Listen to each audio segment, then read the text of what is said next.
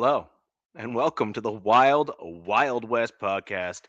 My name is Richie Riche of the MHRT Network. Over that away is DZ representing his Los Angeles Chargers. And down below we have Nabman representing the Las Vegas Raiders. We have quite a bit of information to go over in today's show. We've had a couple pro days, which we're going to have more of as the time goes on here with more information about the various prospects, some good and some bad. And of course, we have in the very, very almost touchable distance is the NFL draft, where we will end up with each and every one of our teams hopefully making improvements as to make each of our teams more competitive and also in turn the league as a whole. So with that in mind, today's show we are going to talk a little bit about the pro days that we've seen thus far, but we are going to be largely focusing on a little bit of a draft preview now that really the bulk of any free agency has now settled down, and so we all pretty much know where we stand and what we would like to see our teams target in the NFL draft. And just for reference, we are going to generally focus on the first 3 rounds because it can get a little crazy when you start going deeper. Just gets a little too nuts to try to predict that sort of thing. Unless you're me, who predicted my Broncos drafting Devon Vele in the 7th round. But that's that is what it is. DZ, how are you doing tonight? Good, man. You mentioned pro days. I have not watched one single pro day. Not one. Yeah. All I've been doing is just checking out the prospects that most seem to think that are going to be there at 22, around that area. So that's kind of like what I've been looking into. Just checking out some of those guys. And then it's like, which direction does my team go? And do they trade back? And then, it's mock draft season. It's rumor season. It's smokescreen season. And, the team hasn't told us much. We just had I guess it was the owners meeting a couple days ago, if I'm not mistaken.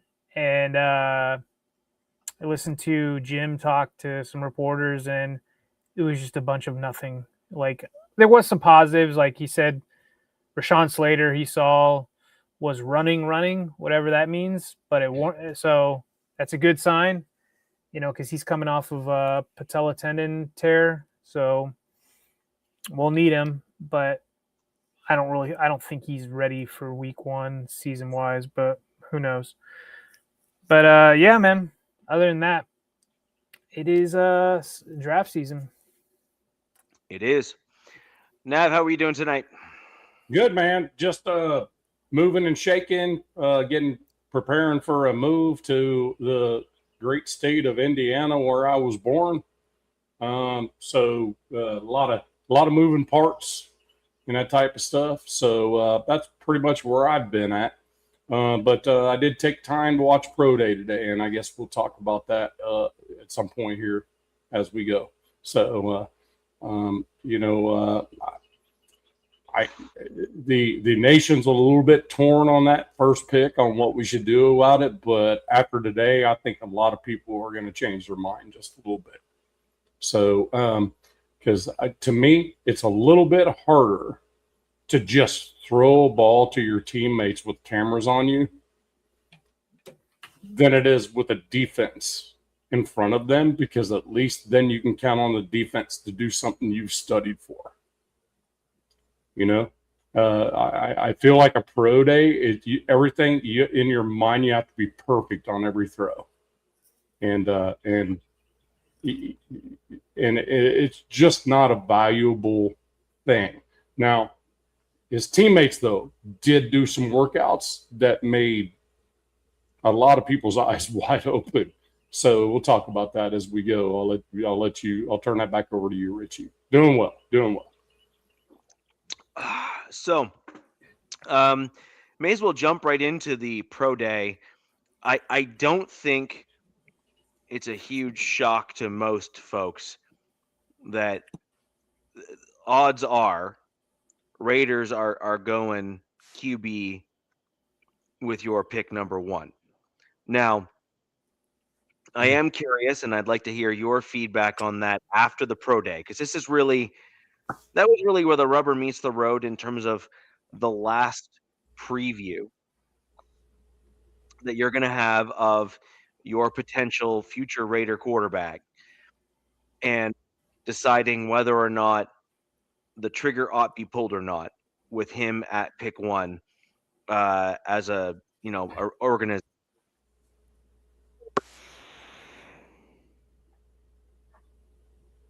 Lost you. Lost your audio, Richie.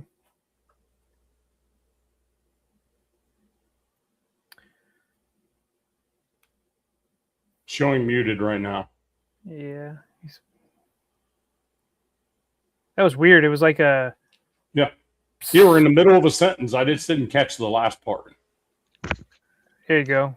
That was so bizarre. Anyways, the question here is going to be whether or not that pro day that you had there, what we all watched, is that going to move the needle in a negative direction, keep it neutral and or on course, or is that this is a done deal, etched in stone, thanks, we're done? Okay. I mean, I can answer that question. I think I have a pretty good answer for it.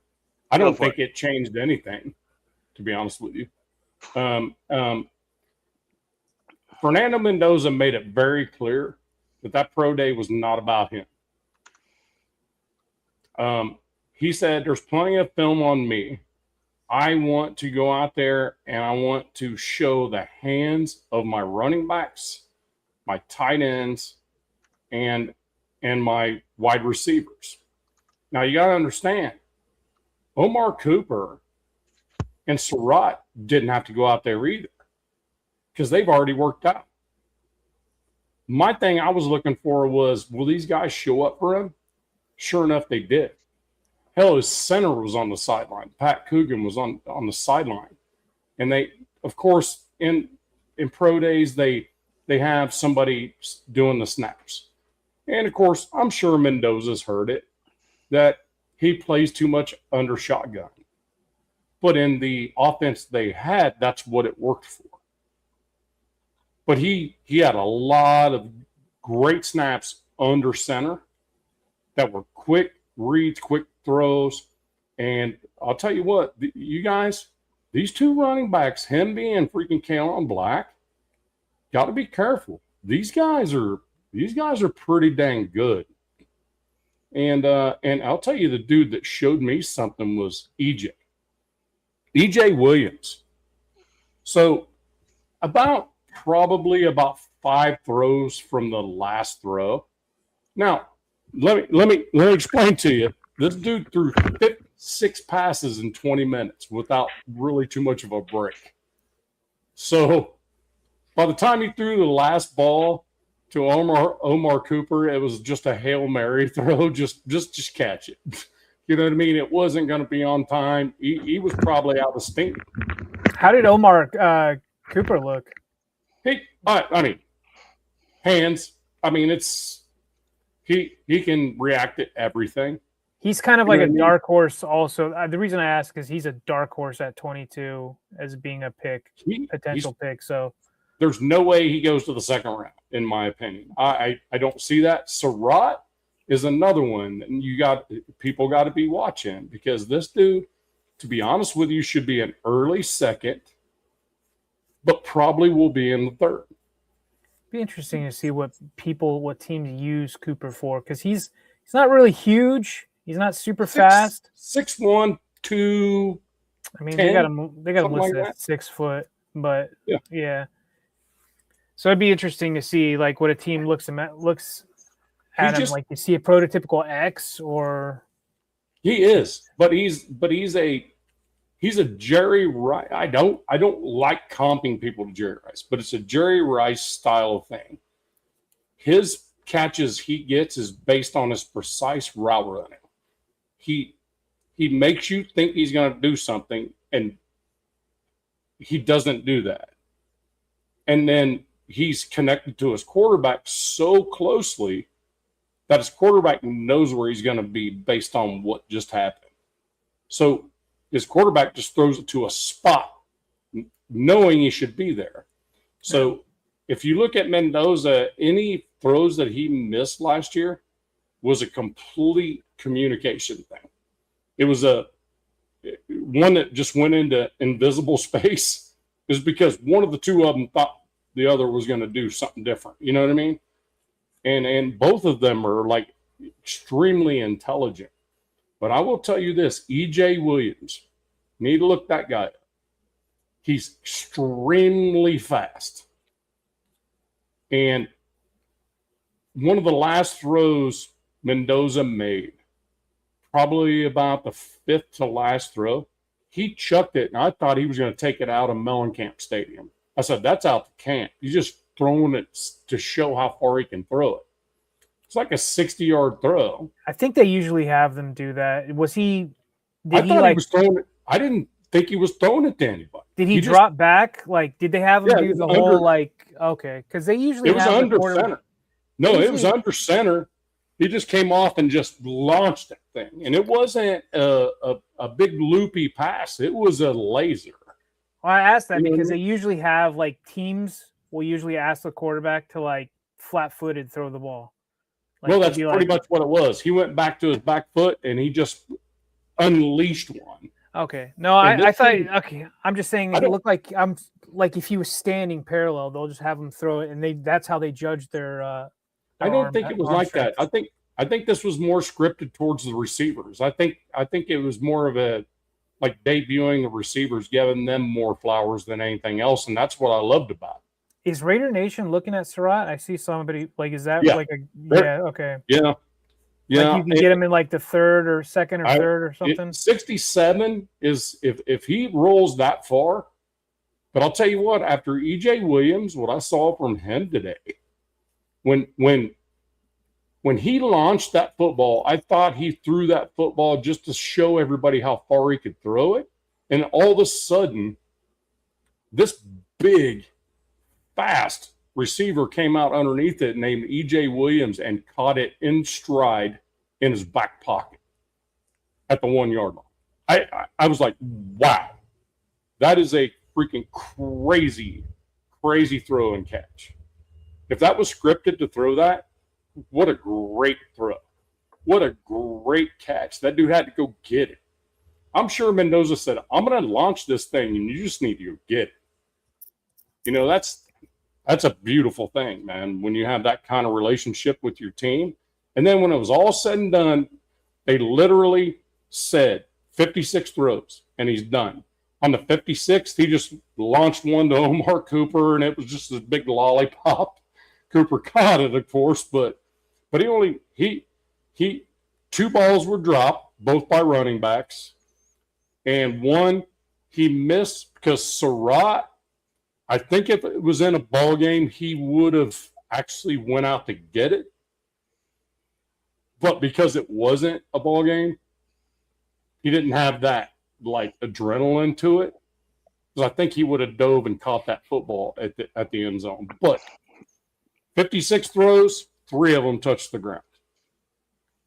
Can they just start the draft at number 2 this year? Do we have to go through all this rigmarole BS with Mendoza? Just be like, here you go. Here's your jersey. We'll see ya. Yeah. I mean, the thing about it is a lot of these guys were already in the combine. They already worked out in the combine. They came for Fernando.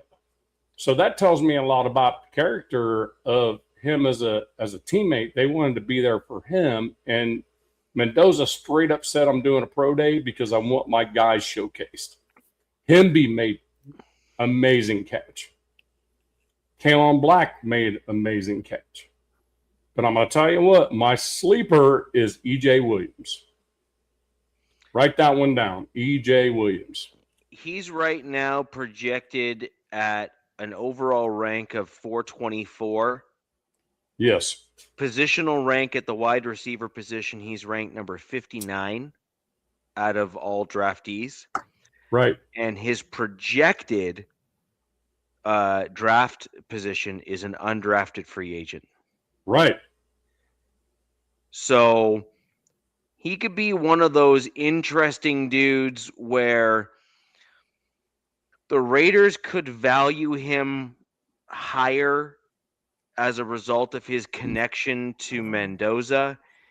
And he could be he could legitimately be a value pick for you guys to get that the connection between quarterback and wide receiver.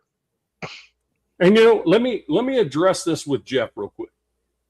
To be perfectly honest with you, I think it's harder with the cameras on you without the defense out there that you don't have to read.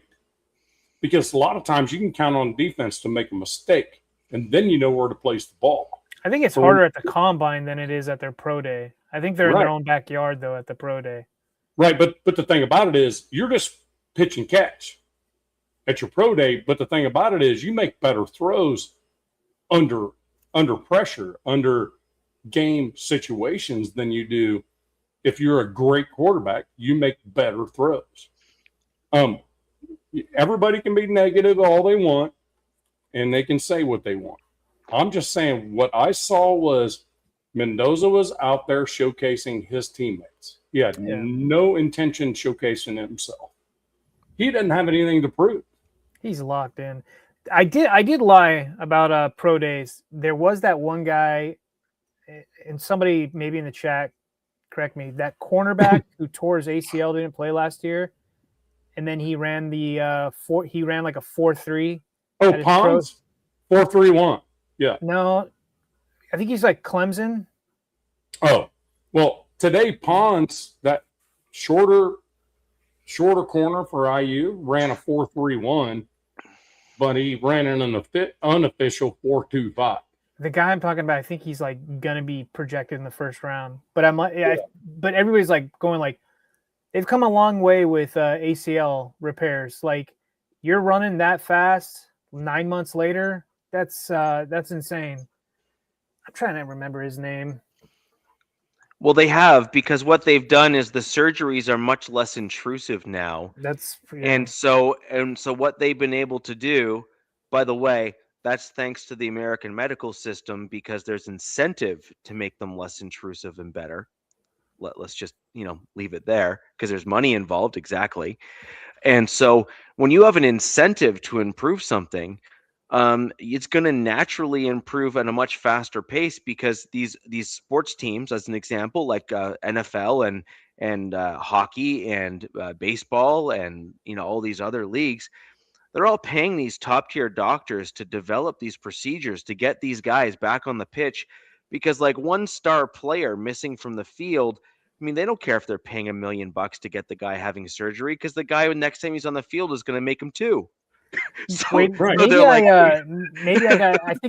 think I'm confusing Tennessee with Clemson. They're both orange. I think it's Gerard McCoy. Oh, McCoy. Yeah. So I think it was his pro day. Clemson kind of threw me off. They're both orange, like similar. I mean, one's got purple in it, but I've seen him being projected as like a top 15 pick, which is pretty wild. Oh, also breaking news before our show kicked off: Puka Nacua in rehab, which isn't a surprise because the dude's a complete head case. He's a badass receiver, but complete head case. Really? Yeah, he'll probably get celebrated for this with this NFL. They'll probably be like, "Oh, good job, Puka," and he'll come back to the Rams and write a whole story documentary on him or something. That's crazy. There's no way that guy got in college. Bueno academics. Threw a name down there, Avion Terrell. That's the Clemson guy. But Bueno, I got it confused with the Tennessee guy. My bad. Yeah.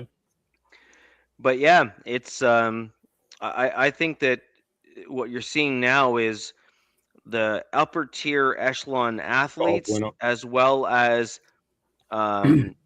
organizations, businesses, etc., are pushing for these what used to be very complicated surgeries, and are willing to pay for research to make those surgeries better.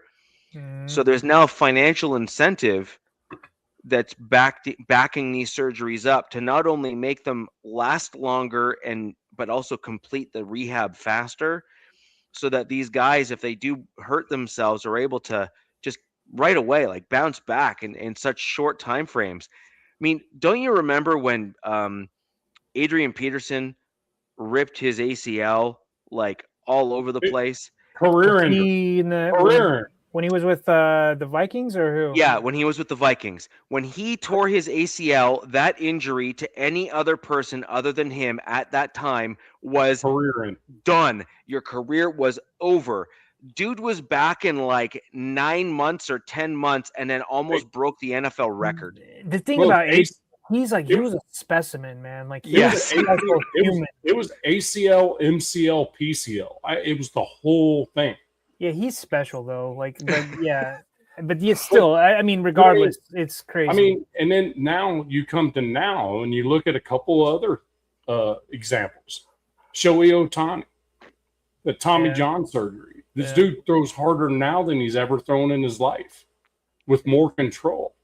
I mean, Jason Tatum, he wasn't even supposed to be playing this year, and he's MVP caliber for the Celtics right now. Matt, I got beachfront, and that's a basketball player. He's from an Achilles, dude. From an Achilles, that's crazy. Well, I'm gonna push back on he's the only one in NFL history to do what he did, and you're correct. Like he not only came back, but he came back in like a different at a different level. It's a whole new level, which was insane. Like, just to be clear, but and DZ, you're not wrong. He was a specimen of a human being in terms of his athleticism and everything else. But I mean, we've seen other players like legitimately coming back from ACL surgeries and have little drop off, if any, in their overall play, generally speaking. Yeah. I mean, yes, I agree. Vic did come out of jail and played pretty well. I guess that was an injury, kind of. It really depends. I'm going to say, Matt, it really depends on what type of injury you're referring to. In jail, I think there's some potential injuries that could have happened in jail.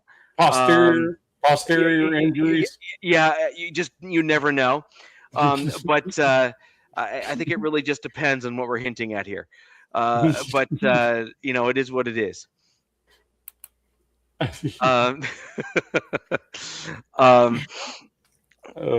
Yeah. Sorry. Because in prison, he was no longer the big dog, pun intended. Right. Yeah. Somebody was, though. Yes, I agree. I agree. Yeah. I don't think anybody said 6 months, Biggie. Did we? Did somebody say 6 months? Usually takes 9 months to a year to recover from ACL tear and MCL tear. Sure does. It usually does. I think some of the new recovery times are being shrunk to like the 6-7 month kind of range. Right. But he said usually. Oh, usually most average people. Yeah. Depends on the player. Yeah. Depends on their motivation and how committed they are to the rehab process. That's what it comes down to. It also does depend on how quickly. He's saying he did recover in 6 months. Oh, okay. Well, I mean, the dude's a freak. I'm sorry. Yeah. Like he's a freaking freak. But he's the guy that I'm sure if he was being tested, he's going to test for abnormally high testosterone.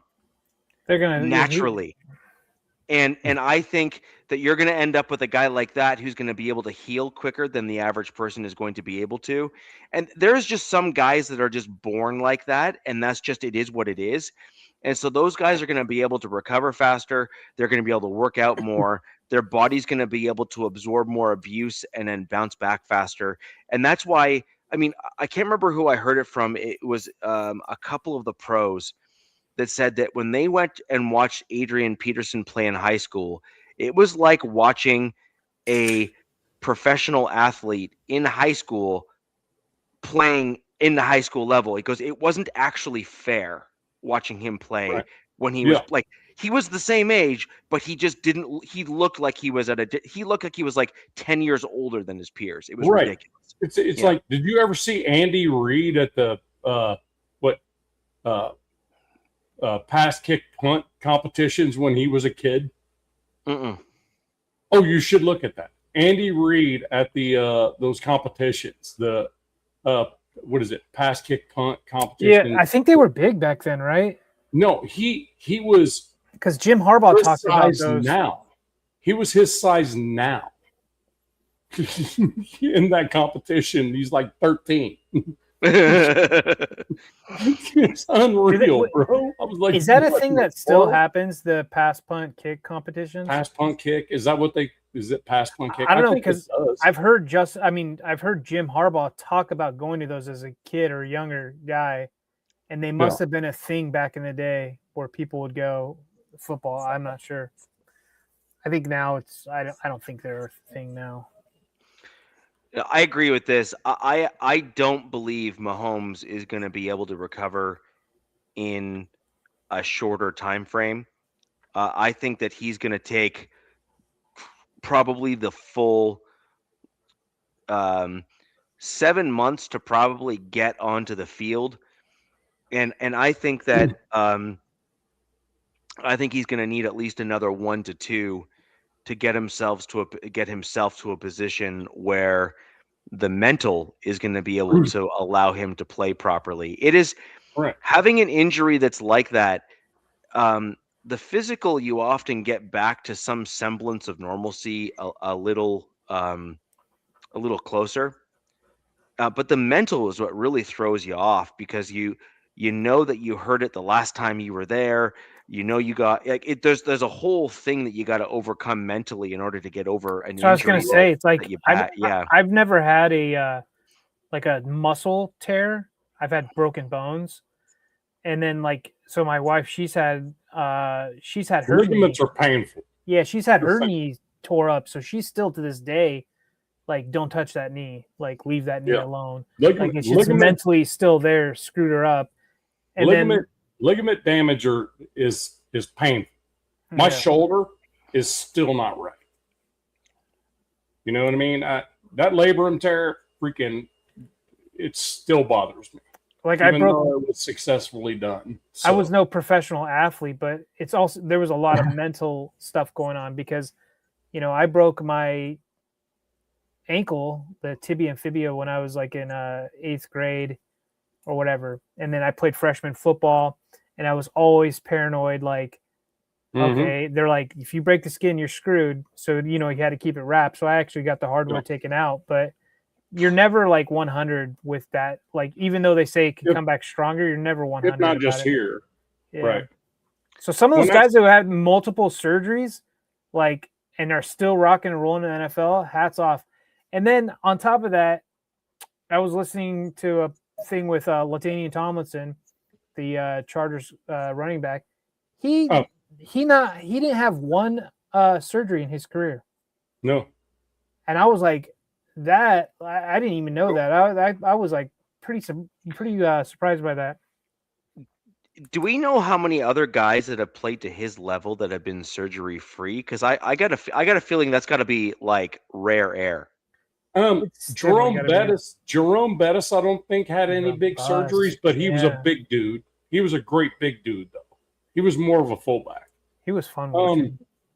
Marcus Allen for the Raiders, I don't think he had any knee surgeries or anything like that. I mean, you guys, Raiders Nation in the chat, tell me if I'm wrong. I don't think Marcus Allen got hurt much. Bo Jackson didn't have any lower leg injuries. He got that weird tackle, and it was a hip thing, I do believe, and it ended up being bicep surgery 2022. I don't know. This is just something LT said. He was talking with Walter Payton. Also, is another one. Walter Payton, I don't think had a lot of surgeries either. I mean, you're talking about the GOAT right there, in my opinion. Walter Payton's the GOAT. Yeah, that's who LT looked up to, is Walter Payton. That's who he tried to emulate. I mean, you look at that, then you look. I mean, Derrick Henry, that dude's not had any surgeries either that I know of. He's gotten hurt and had to sit games, but I don't think he's had surgeries. I mean, that would be something you'd have to look for, but I mean, they're out there. I think it's a matter of knowing what not to do, I guess. Well, And I guess they my played thing in a with different Mahomes- era. He had a fullback with him for a good portion of his career because when he got to the league, when LT got to the league, he came from a wide zone, Yeah, which both our teams are transitioning to this season. sure. But he came from a wide zone scheme in college at TCU, and when he came to the Chargers, they ran a gap scheme. So they brought him a fullback over to help him get going in that scheme. Right. Well, I mean, and the Henry thing had is- surgery in the 2021 season in November to repair a Jones fracture, Mm. Oh, which that's is a broken fifth metatarsal in his right foot. yeah. And despite concerns, he actually returned the same season in the divisional round to play.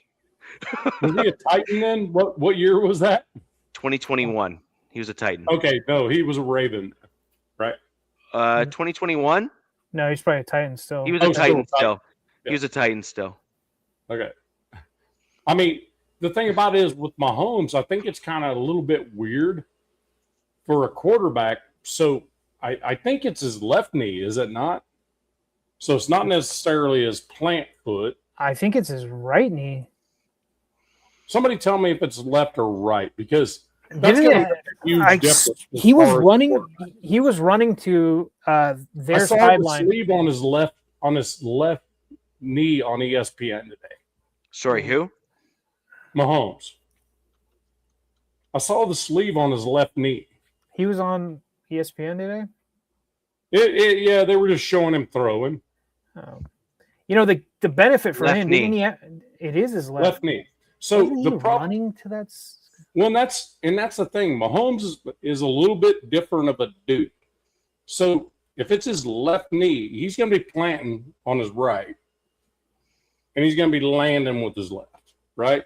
So it's a little bit different rehab than what it would be if your plant foot is that guy.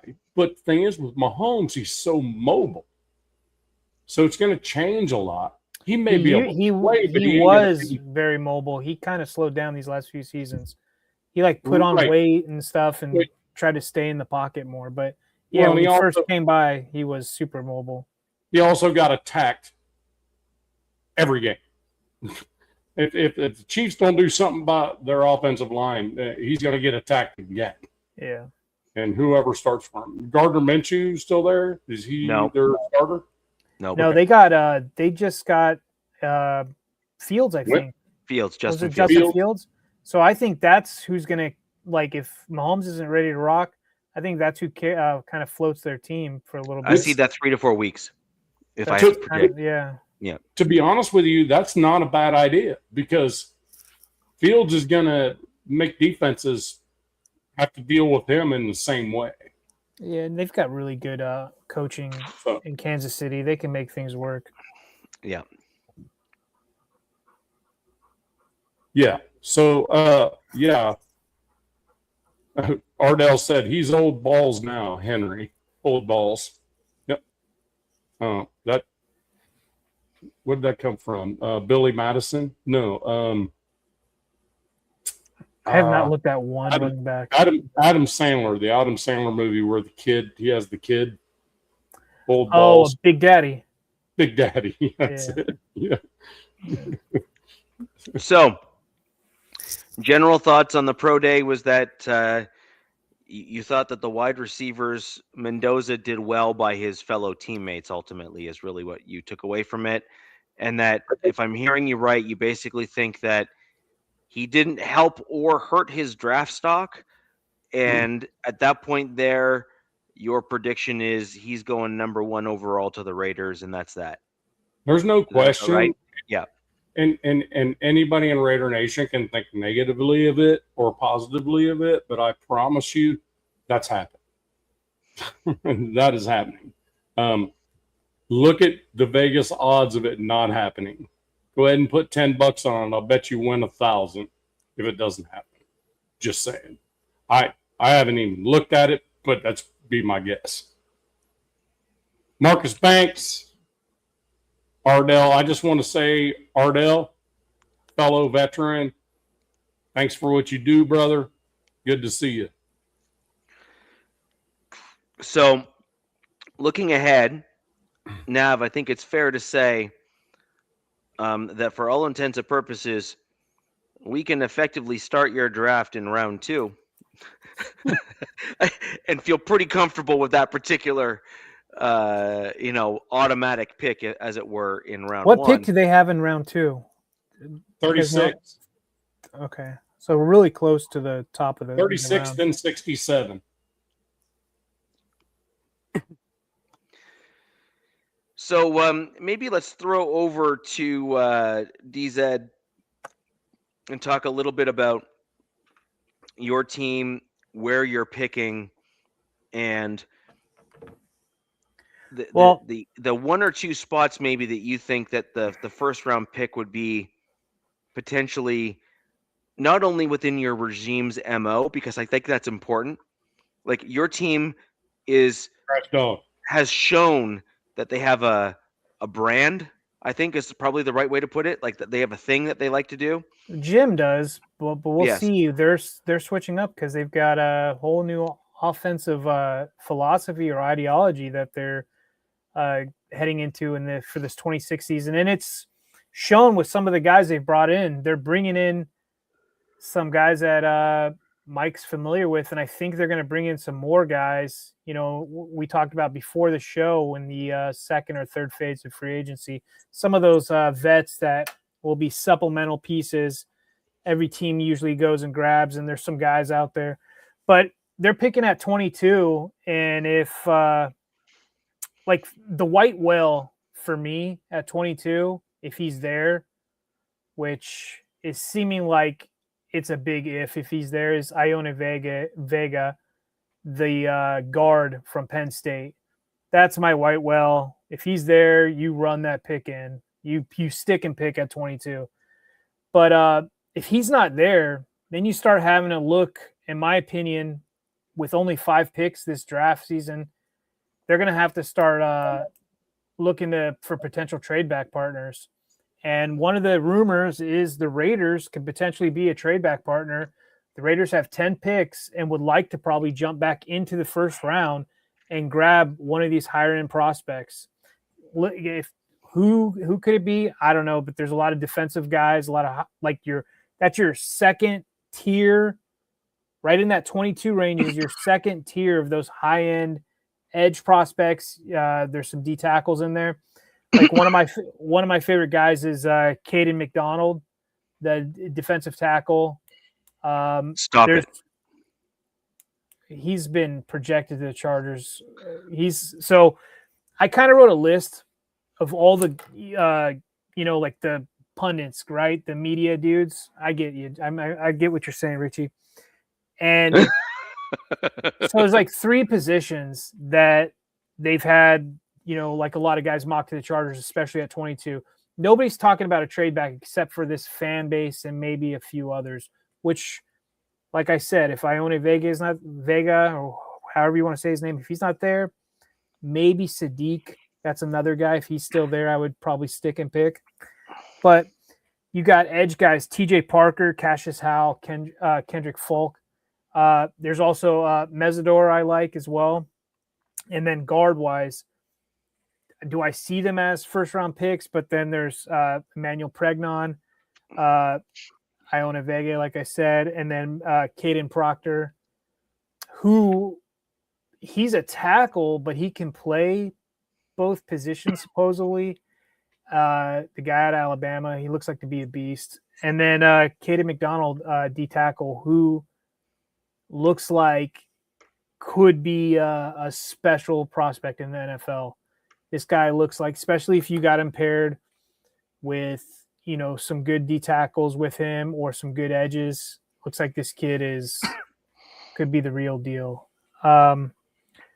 But yeah, I personally want more picks because I'm not a huge fan of this draft at all, to be honest with you guys. This free agency or this draft, meaning that there's not that many stars in this draft.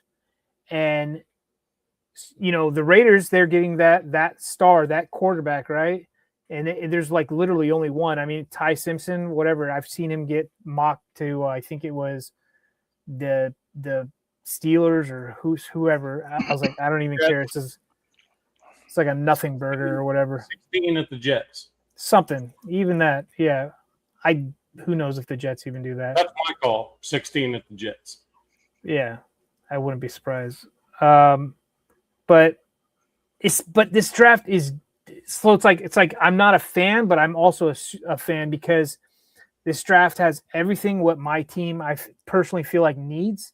It's a really good trench draft, right? Like a lot of like day one starters, plug and play, but they're not going to be any special.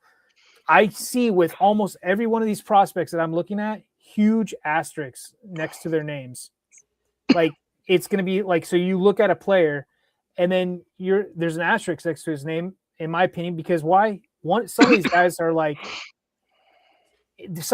25, 26 years old coming out in this draft. You're like, geez Louise, dude, you're going to be 30 years old, for your next by your rookie deal is over. Yeah. So teams whose windows are open right now, like I'm looking at the Broncos, I'm looking at my team, I'm looking at, I don't even know if maybe the Chiefs, but I feel like those teams would be like, okay, we could take a shot on an older prospect because they're ready to contribute.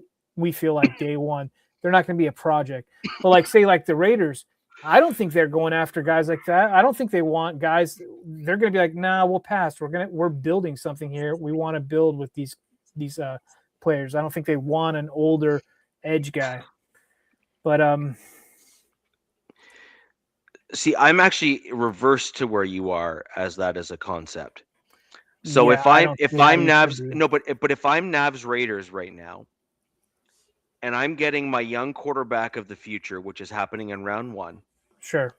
And then I have a guard prospect in round 2 as an example. I'm just using this as an example. I'm not saying you're going guard round 2, Nav. So just work with me here. So let's say you go guard round 2. And let's say that it's a position of need for the team because their offensive line had some struggles last year, and it's decided that the guy in the draft is better than the guy on the team.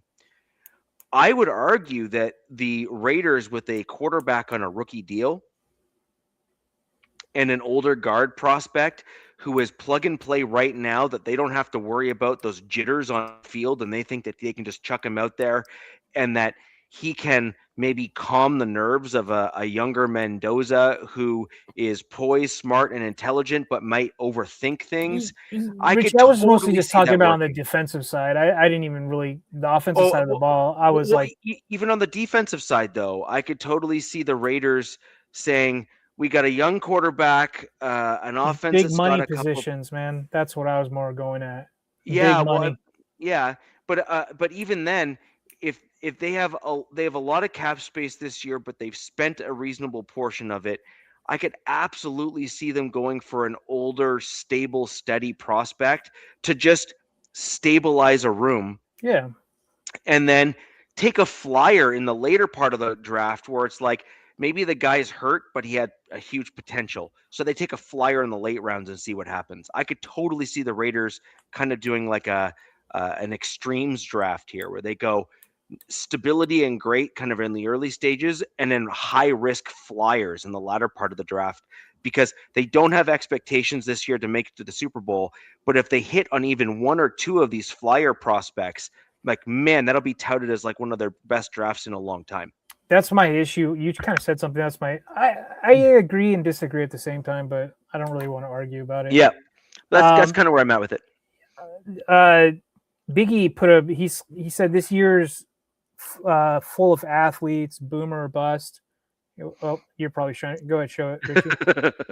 And I kind of agree. Now, I think I'll trust the team scouts more than my opinion or anybody else's opinion, right? We're fanalists. But that's kind of like my feeling about this. And what kind of scares me about the Chargers right now is I feel like they're kind of pigeonholed. When they weren't pigeonholed last year's draft, maybe 2 years ago they were, but they need a left guard, right? Like if they try to run what they have right now, like I could see them doing that because Harbaugh's a sicko and Mike McDaniel has had below average guard play anywhere he's been. And it doesn't make any sense to me why they're just so fond of just trash guards.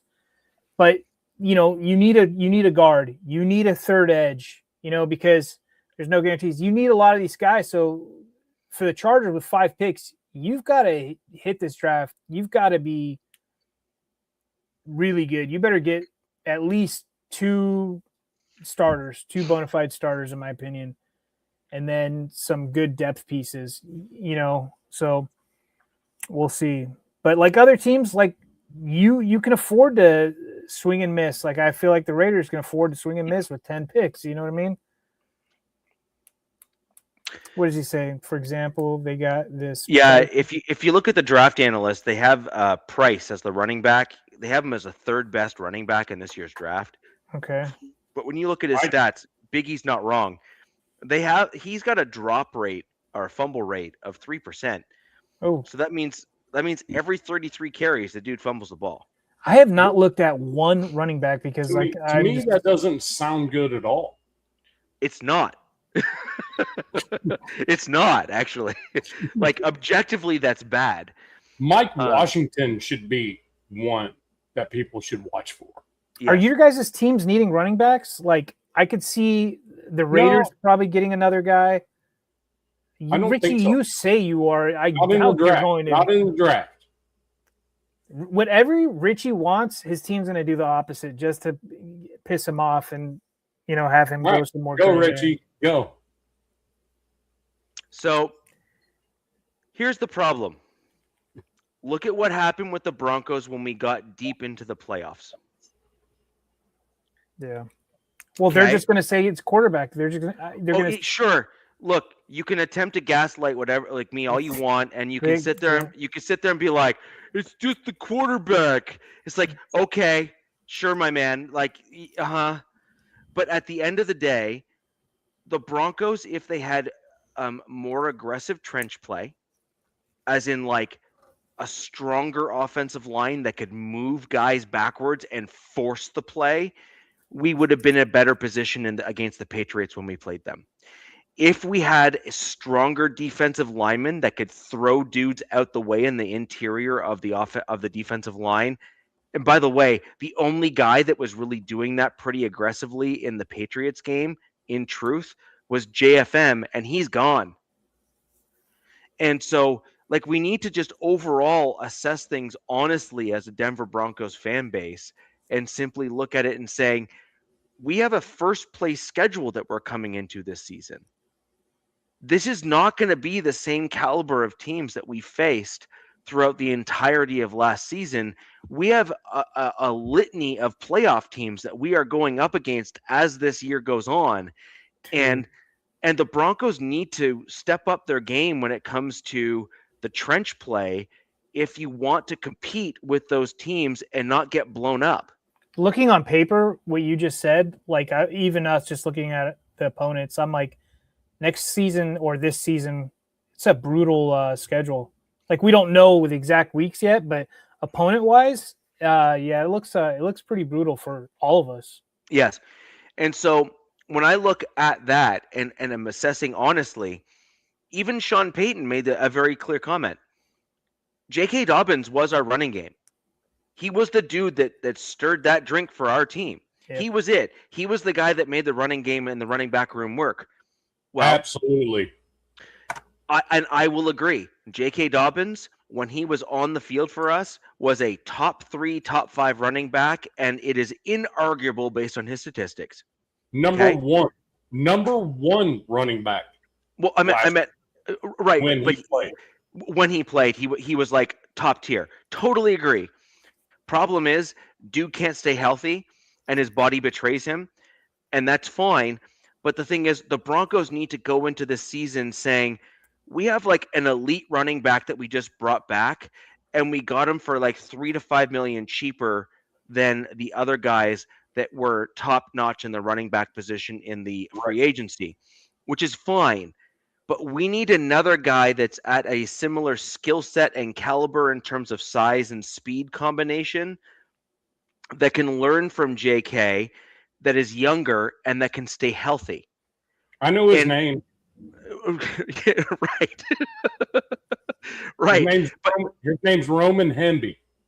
Well, there's a few dudes that are in this year's draft that we can pick early in the draft that I think will be suitable for a guy that might be able to do some stuff like that for us.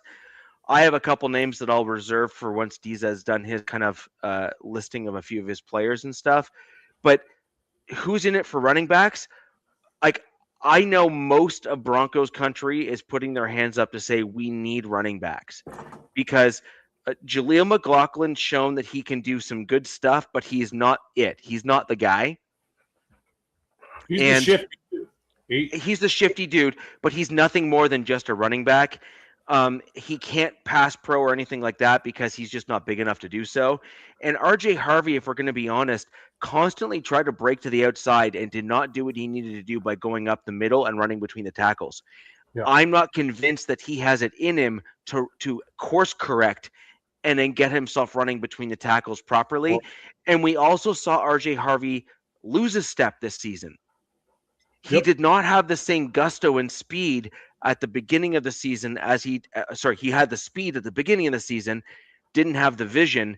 He lost the speed and the vision as the season went on, and he got worn down as the season went on because the NFL is a much more aggressive game than he's used to at the college level. So can he get better? Can he improve? Sure he can. It's certainly possible. But the thing is, you don't go into the season hoping that the guy is absolutely going to do a thing. If you're a team that believes you're truly competing, you start adding more and more pieces to that room and make sure that you're solidified so that if something does go wrong, you have both a plan A, plan B, and plan C. Right. So Raiders Zach said it right there. No question. Jeremiah Love is not even close who the best running back in this class is. It's not even. I met his dad at the combine. His dad is like the same dude as him. A freaking great family, huge work ethic, freaking fast, brutal. And when he gets on the field, he's like his kid. He goes, we're really nice people, but when we step across the lines, it's different. We turn into assassins. We turn into a monster. I'm like, I don't doubt it. And then I watched Jeremiah Love at his size run a 4.36. With everything he's already done, with the elusiveness and the way to power over people, 4.36 at his size, he's a fullback size. Who drafts him? I wonder where he goes. Is he going to Tennessee? I think Tennessee's where he's projected. Was that 5th, 6th? Yeah, that makes sense.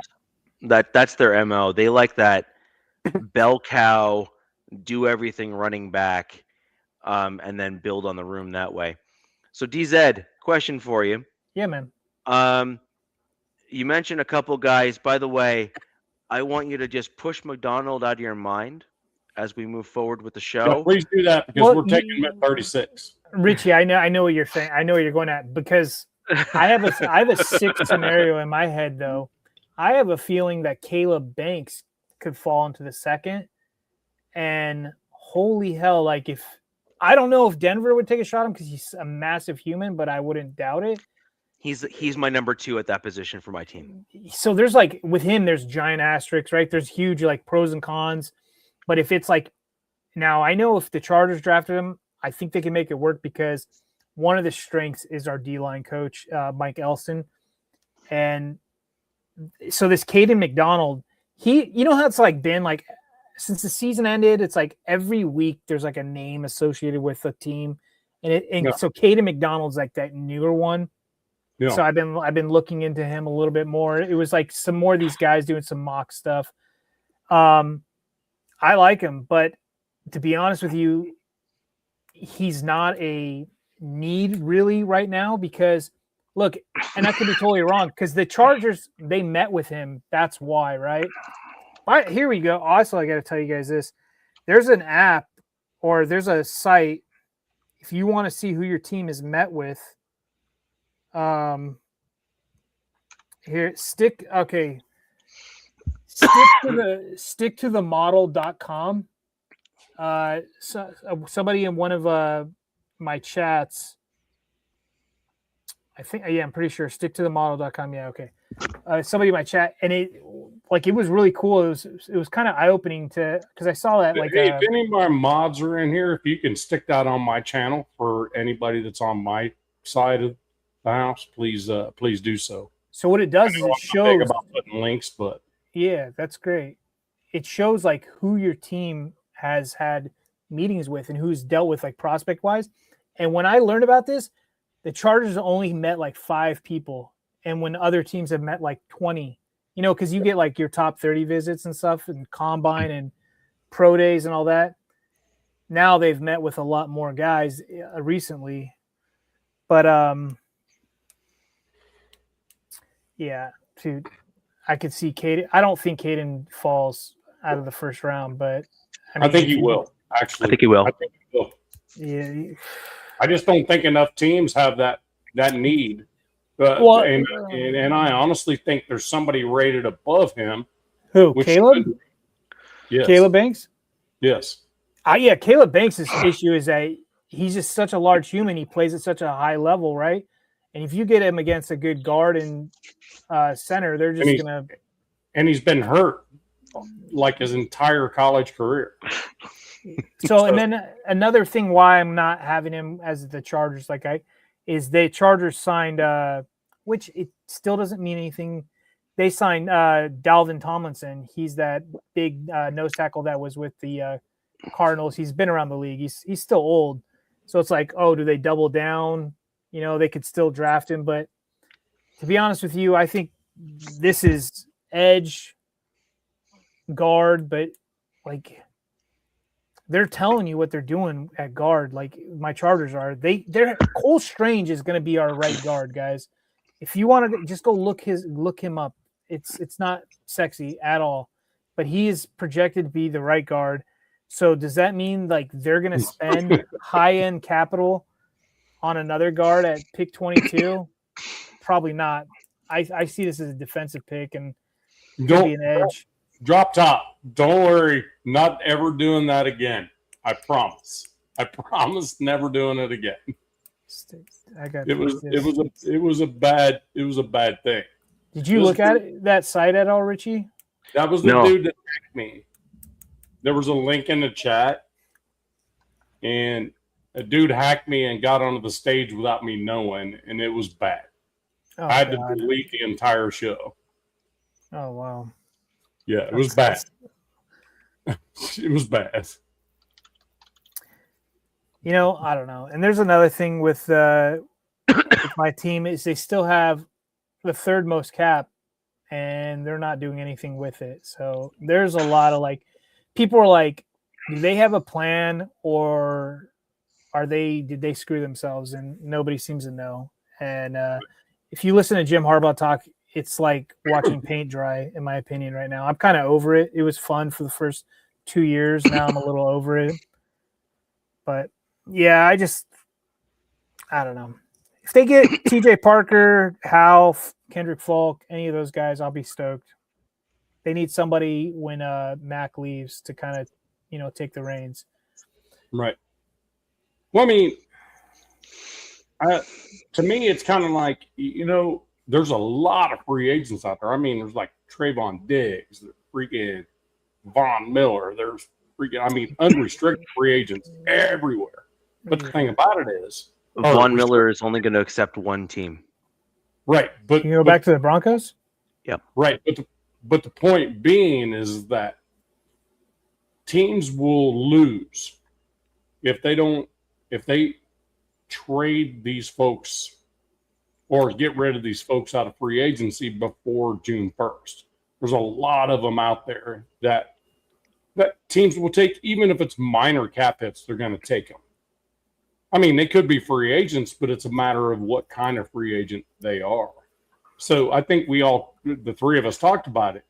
June 1st is going to be big.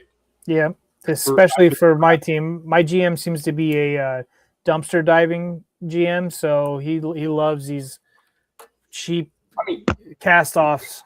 June 1st is going to be a big deal. But for the Raiders, I think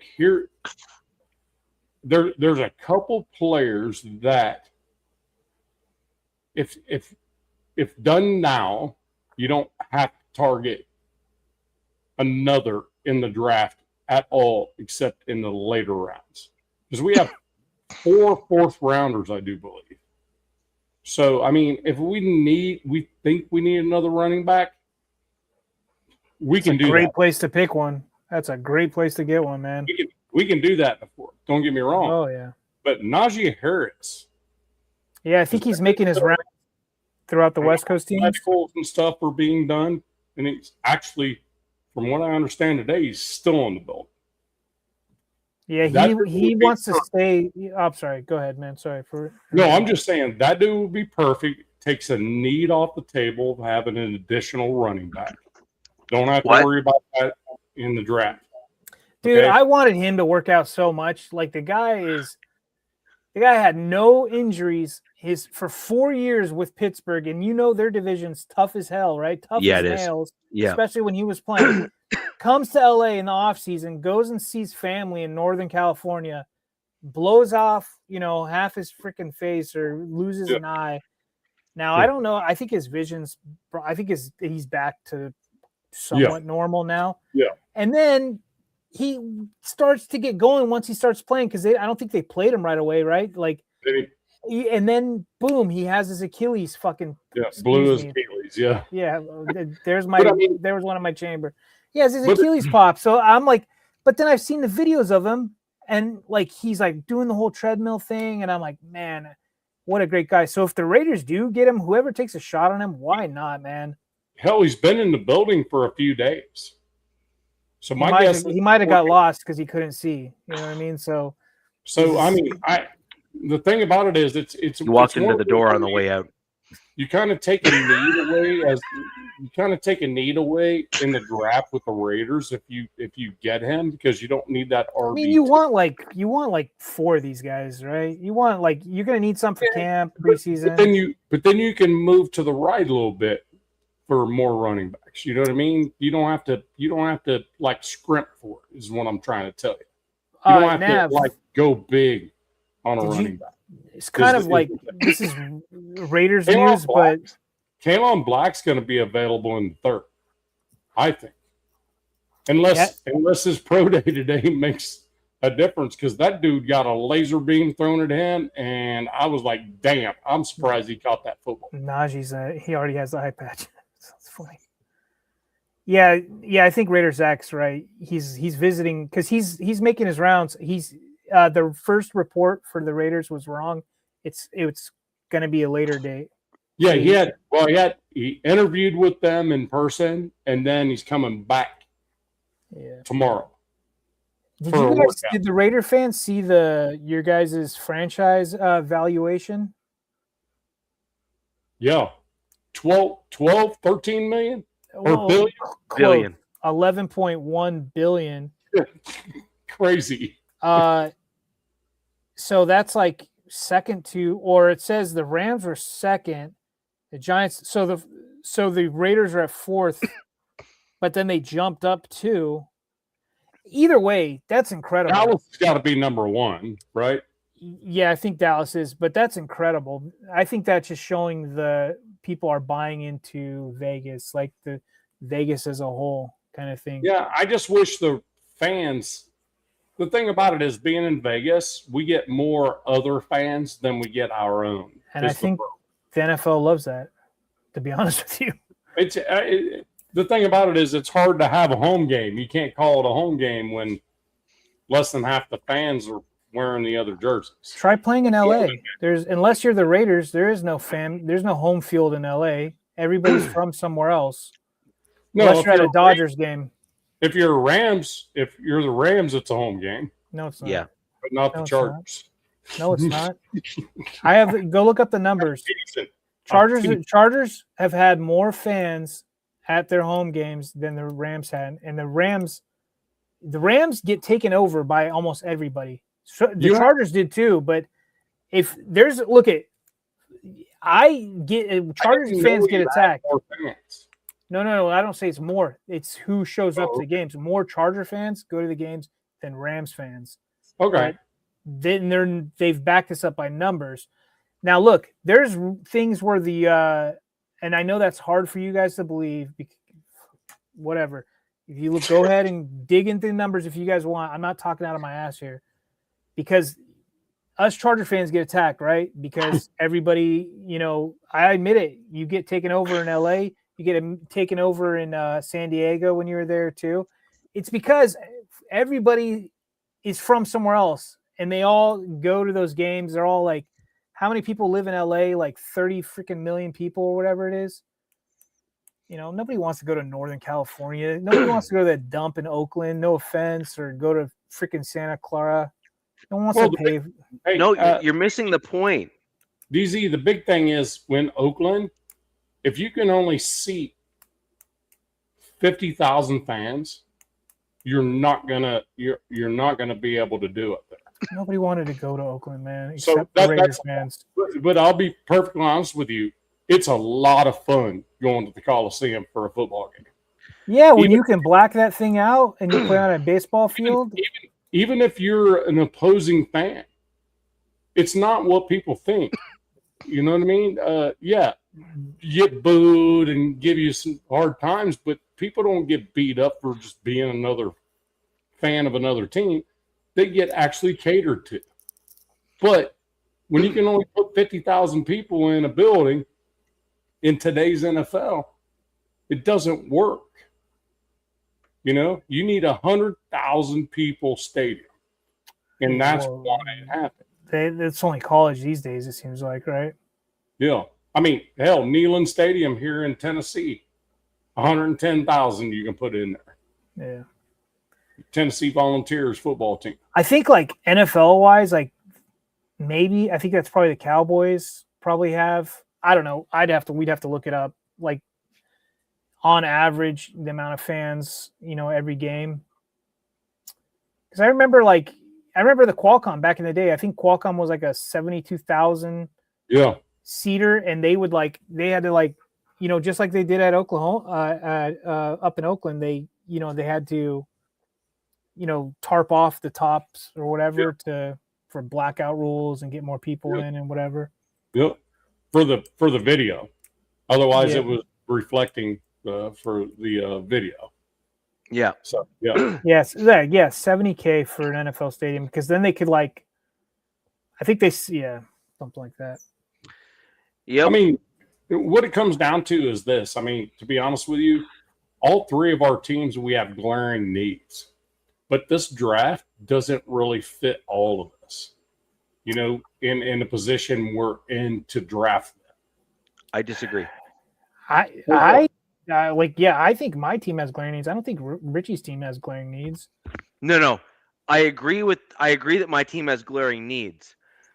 I just disagree that our draft doesn't put us in a position to address them. Oh, I see what you're saying. So I agree that my team has glaring needs. Now, so what are your needs? What's your main need in the draft? Okay, there's what I believe that my team's glaring needs are, and there's what I know my team's upper management believes our glaring needs are. Which one are you looking for? Yours. Okay. Well, see, I always try to talk it from a Chargers perspective. Richie talks like he's a fan of a whole nother team that plays in orange. That is some other team that plays in Denver and the alternate universe. So, DZ, with that in mind, when was the last time the Broncos won the Super Bowl? Oh. 16? Is that right? 15. 15. Okay. Well, it was the 11, 15-16 season. Yeah, 15-16 season. So, Hey, do we count that the Super Bowl year or the season year? We count the season year, right? well, 15, season 16, year. So it was the 15-16 season. So it was deemed the 2015 Super Bowl because they typically say that was the last time the Broncos won the Super Bowl. Okay. So, anyways, long story short is this. My point is the Denver Broncos, despite having had a good season last year, look, we did well. We made it to a good point. I'm going to kind of run this into what I saw from my head coach as well as my GM in the owners meeting. They had a couple of interviews there. I don't know if you guys saw your team's interviews as well, but I believe that the Broncos interviews were quite telling. So, long and the short of it is this: the Broncos had 13 one-score games, and we won 11 of them. Yeah. right. Okay, that is absurd. That you just swapped what the Chiefs did the previous year, Yeah, I believe. That's Right. absurd. Okay. Exactly. Now, Sean Payton, by the way, in his interview, cited the Chiefs as an example of how quickly things can flip with one-score games. So he's freaked out. Okay. So he is acutely aware of just how fickle the NFL is. Yeah. Sean Payton is no fool. He is a top upper tier head coach in the NFL. I don't think that's really disputed at this point, given how well he's done overall. So my point, and can't stand him, but yeah, I don't care if you can't stand him. He's just damn good. It's like he's just damn good. He is what it is, and so you look at what he does, and you look at how he does it. He is clearly here. Let's put it this way: he is clearly the reason. Right? He has demonstrated over his NFL career that he is the reason for the things working out properly on the teams that he's at. New Orleans has done virtually nothing since he left. Okay? Like they're a shell of the same organization. And the Denver Broncos were struggling before he came to us, and he immediately said, stop. And it's been uphill ever since. Yeah. Right? Like as in we've gotten better. He completely course corrected the franchise as a whole. Now, and getting Elway out of there as well. Well, Elway was a cancer, but that's just, that's again, I've been saying because he's such a staple, as a Bronco. I agree. I wish that John Elway could have gotten out of his own way and had someone else step in, have him stick around in name only and shut up. Yeah. Let the other guy fix things and then walk away so that he just kind of saved his name. But John Elway just couldn't help himself. Yeah. So anyways, it is what it is. Now, the long and the short of what I'm trying to get at here is my needs for my team are, I believe we need a running back. I believe that we need a guard to replace Ben Powers.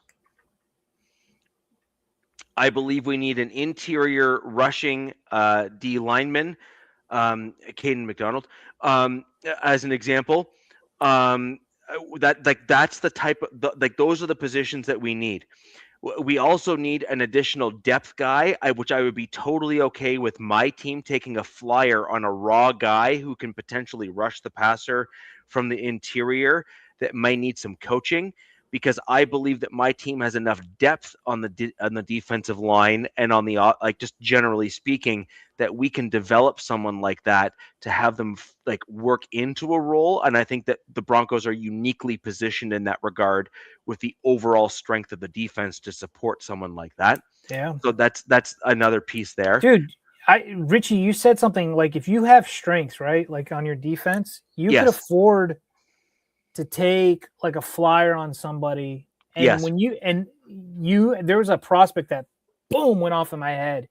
Like, because he's been floated. The Chargers have looked at him, but it's also somebody that I can see go to the Broncos. It's that kid from the I think it was the Naval Academy. He's a D tackle. He's a pass rushing D tackle. He's tiny. He's like 6'2", like 253 pounds or something. Like you're like, what? But he's been killing it in that division for 3 years straight, like top tier numbers for 3 years straight. And I'm like, well, if you inject him on a D line that's already pretty top Really caliber, good. Yeah. Yeah. and he's got those moves and skills, you never know, man. Yeah. So that's an example of a flyer that the Broncos could maybe take on a guy because we have the D-line depth already to manage someone like that. Now, the other one is tight end. We need now. I want to be very clear. The Broncos should not be going after a pure pass catcher at tight end. So no Stowers then probably. So what the Broncos need No, is a he can guy. block. He can block. So Stowers would be a reasonable option. Sadiq Actually, can't block. Sadiq can't block. Stowers Yeah. can block and pass catch. Sadiq is just like basically a glorified He's- wide receiver, right? Yeah. And He's so like this year's Bowers essentially in the draft. exactly. Oh no, no, Bowers blocks. That dude blocks vicious. Bowers blocks now, and he's very good at it. Coming out in the combine, that was not what his strength was known as. He was known as the pass catcher. So you're correct. No disrespect, Nav. No disrespect, brother. No, Bowers can block now, but coming out of the draft and out of college, that was not what he was necessarily known for. He was That's known not as what a he was pass known catcher. for. Yeah, exactly. I like Delp. There's that guy Delp in there. There's some sneaky tight ends in this draft, man. But this is what I'm saying. What my team's needs are. We need a well-rounded tight end that can basically completely round out the room. You need a Nate good wide Adkins. tight end. Yeah. Nate Adkins needs someone else that he can be paired with that is a well-rounded tight end to both pass block and pass catch. And then we need to be able to get Kroll out the building. We need eventually to get another guy that we can potentially have to replace Ingram.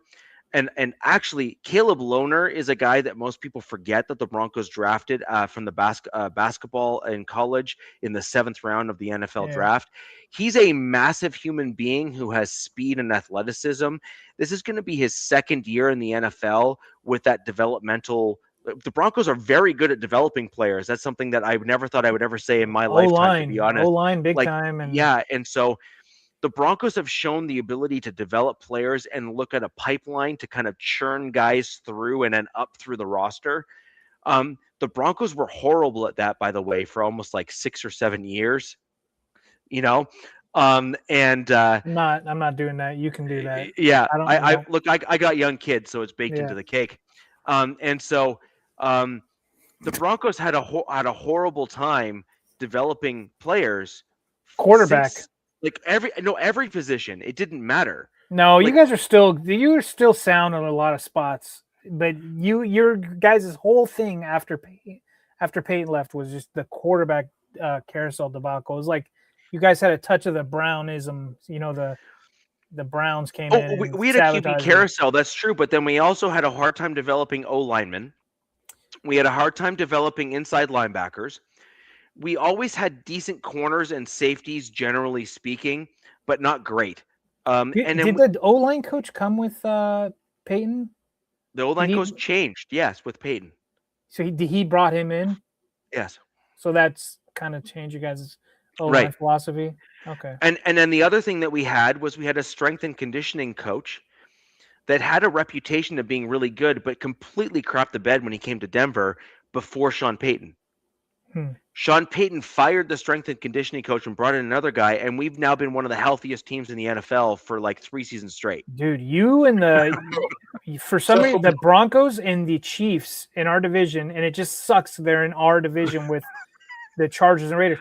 Yeah.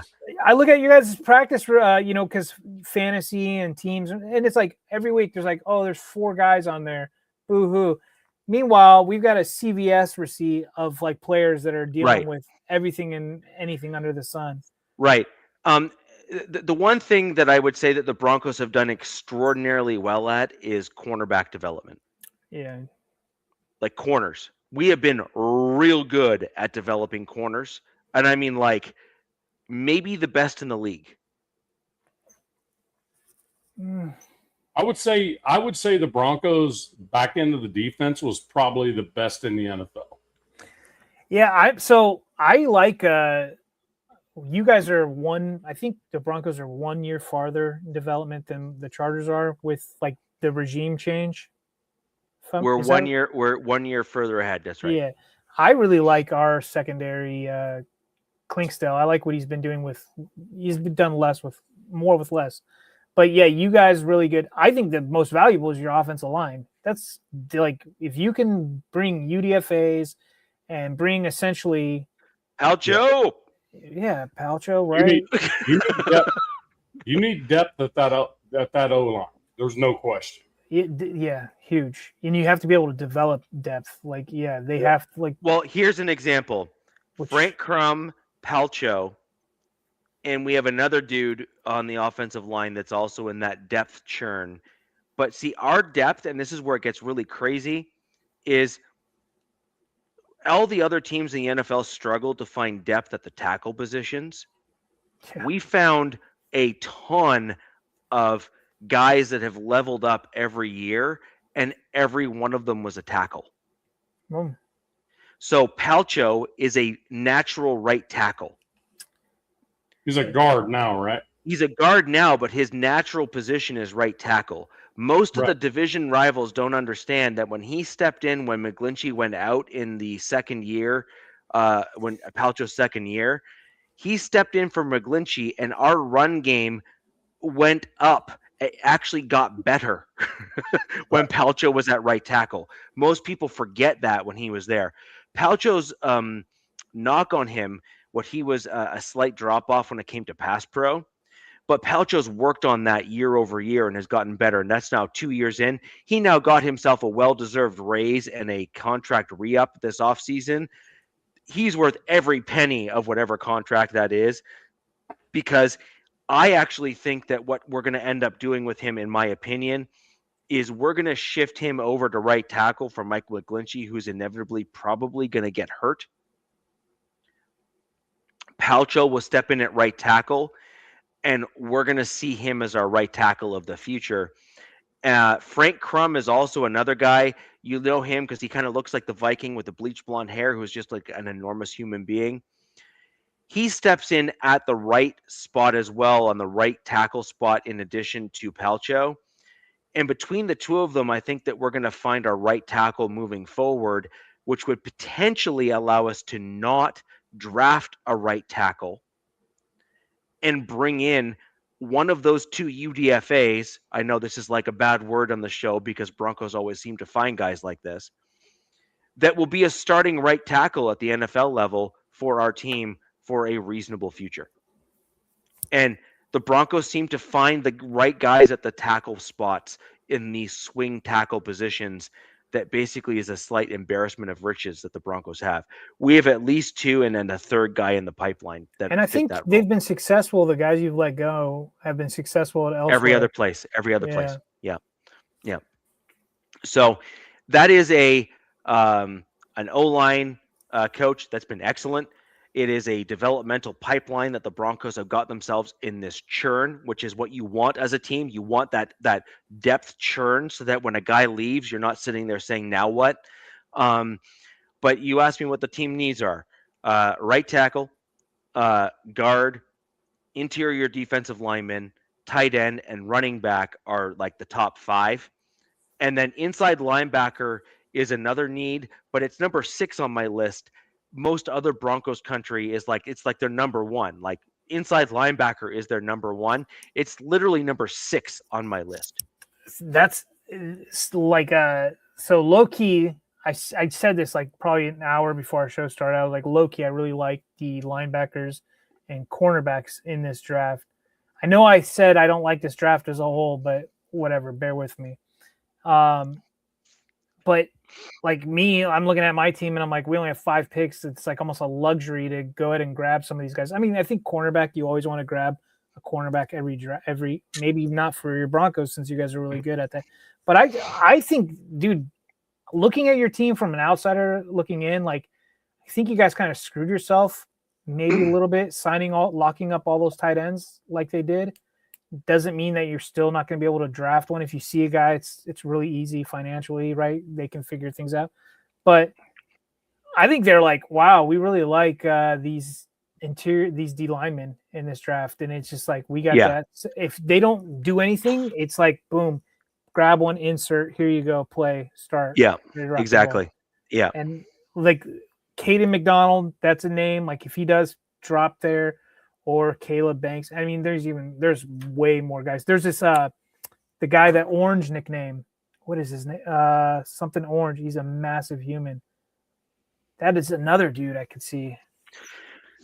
Yeah, so Nav, I'm going to throw over to you to talk about your Raiders in the draft. I just got to step away for 1 minute and just deal with something over here, and I'll be back. And then I'll talk about my Broncos and the very narrowed scope that I have within the first 3 rounds of the draft, because I have 1 pick. And I'll be right back. Yep, that just means he has to go pee. So it just means he has to go pee. That's all. Okay. 10-100. So you guys have 10 picks, right? 10 picks? Yeah, 10 total currently.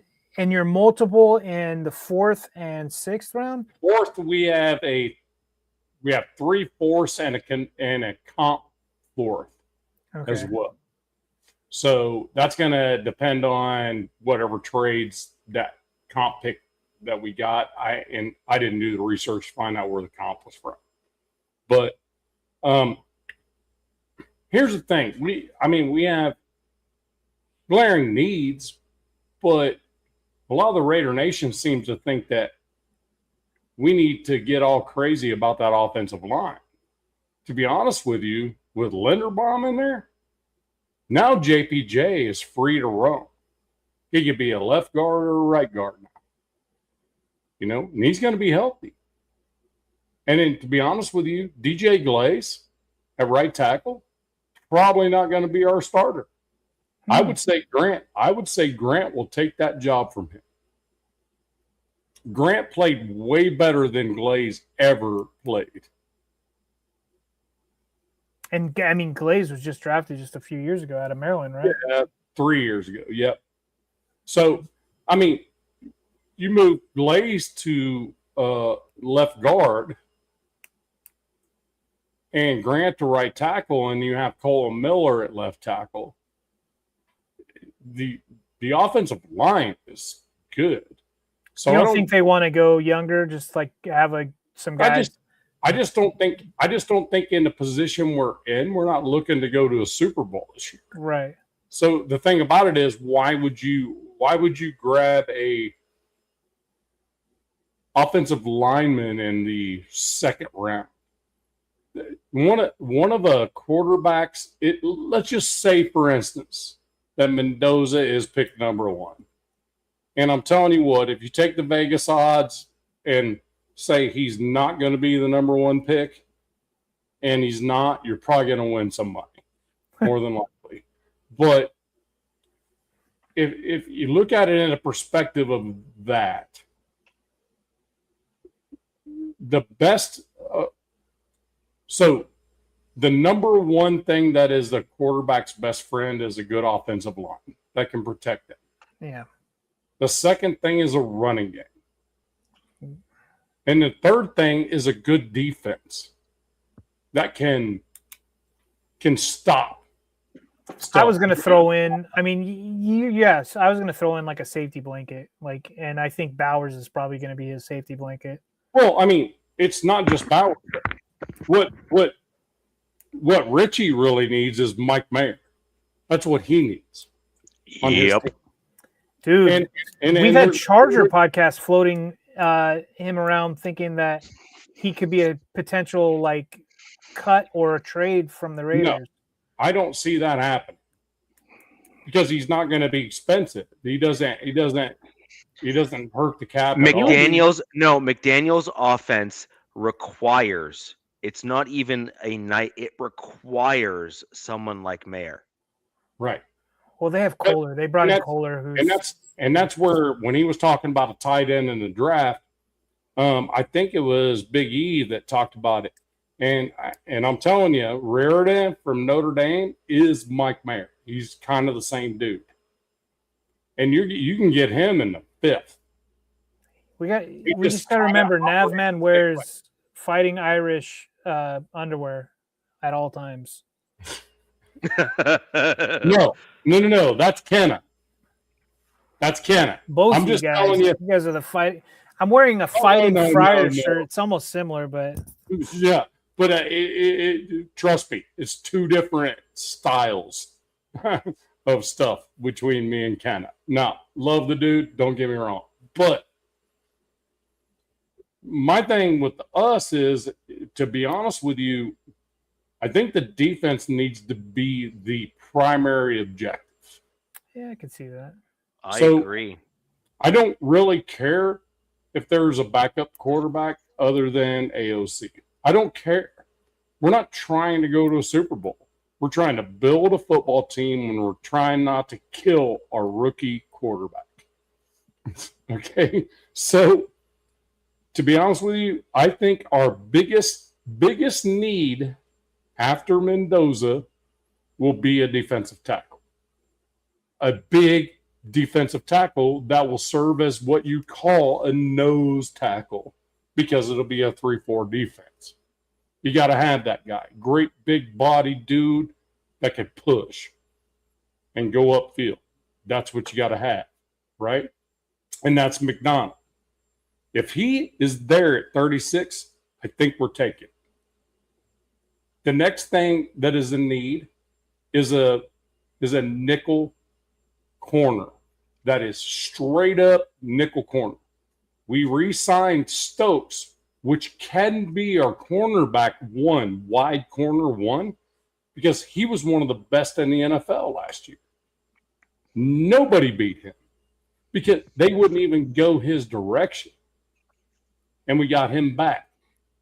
So I think the next thought at 67 would be in that realm where we need a nickel corner, somebody in that aspect. Wide receiver, I get it. People are saying that for offense. We can do that in the later rounds.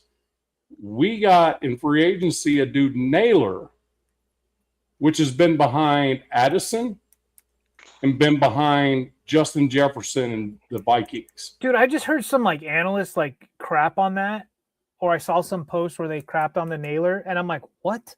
Like, to me, that's like one of my favorite pickups by the Raiders this offseason was getting him. No, whatever. Wait, Rat, look, I just said the same thing in two sentences that you just said to dispute me. A nickel corner and a free safety, kind of the same thing in a 3-4. Kind of the same thing. So just stick with me here.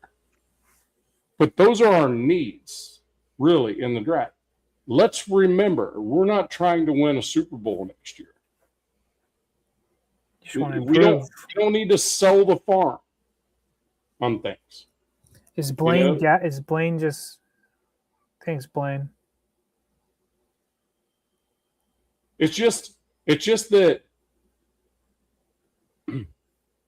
Raider Nation, everybody in here can tell you, the more you thrive on expectation, the more you're going to be disappointed. So the thing about it is, ask the Eagles. Yes. Or ask the Jets. Yeah, Jets exactly. Even worse. So what I'm trying to say is this. We have the staff now that are making great decisions. We have a scouting crew that is next level. We have our GM is out of this world good. I've liked what he said so far. I've liked what Spytek has said. He's just that good. He's learned from the best, dude. I mean, and you know what? Tom Brady don't care about that dude. He's a minority owner. He wants to help train a rookie quarterback. Great. Please do that.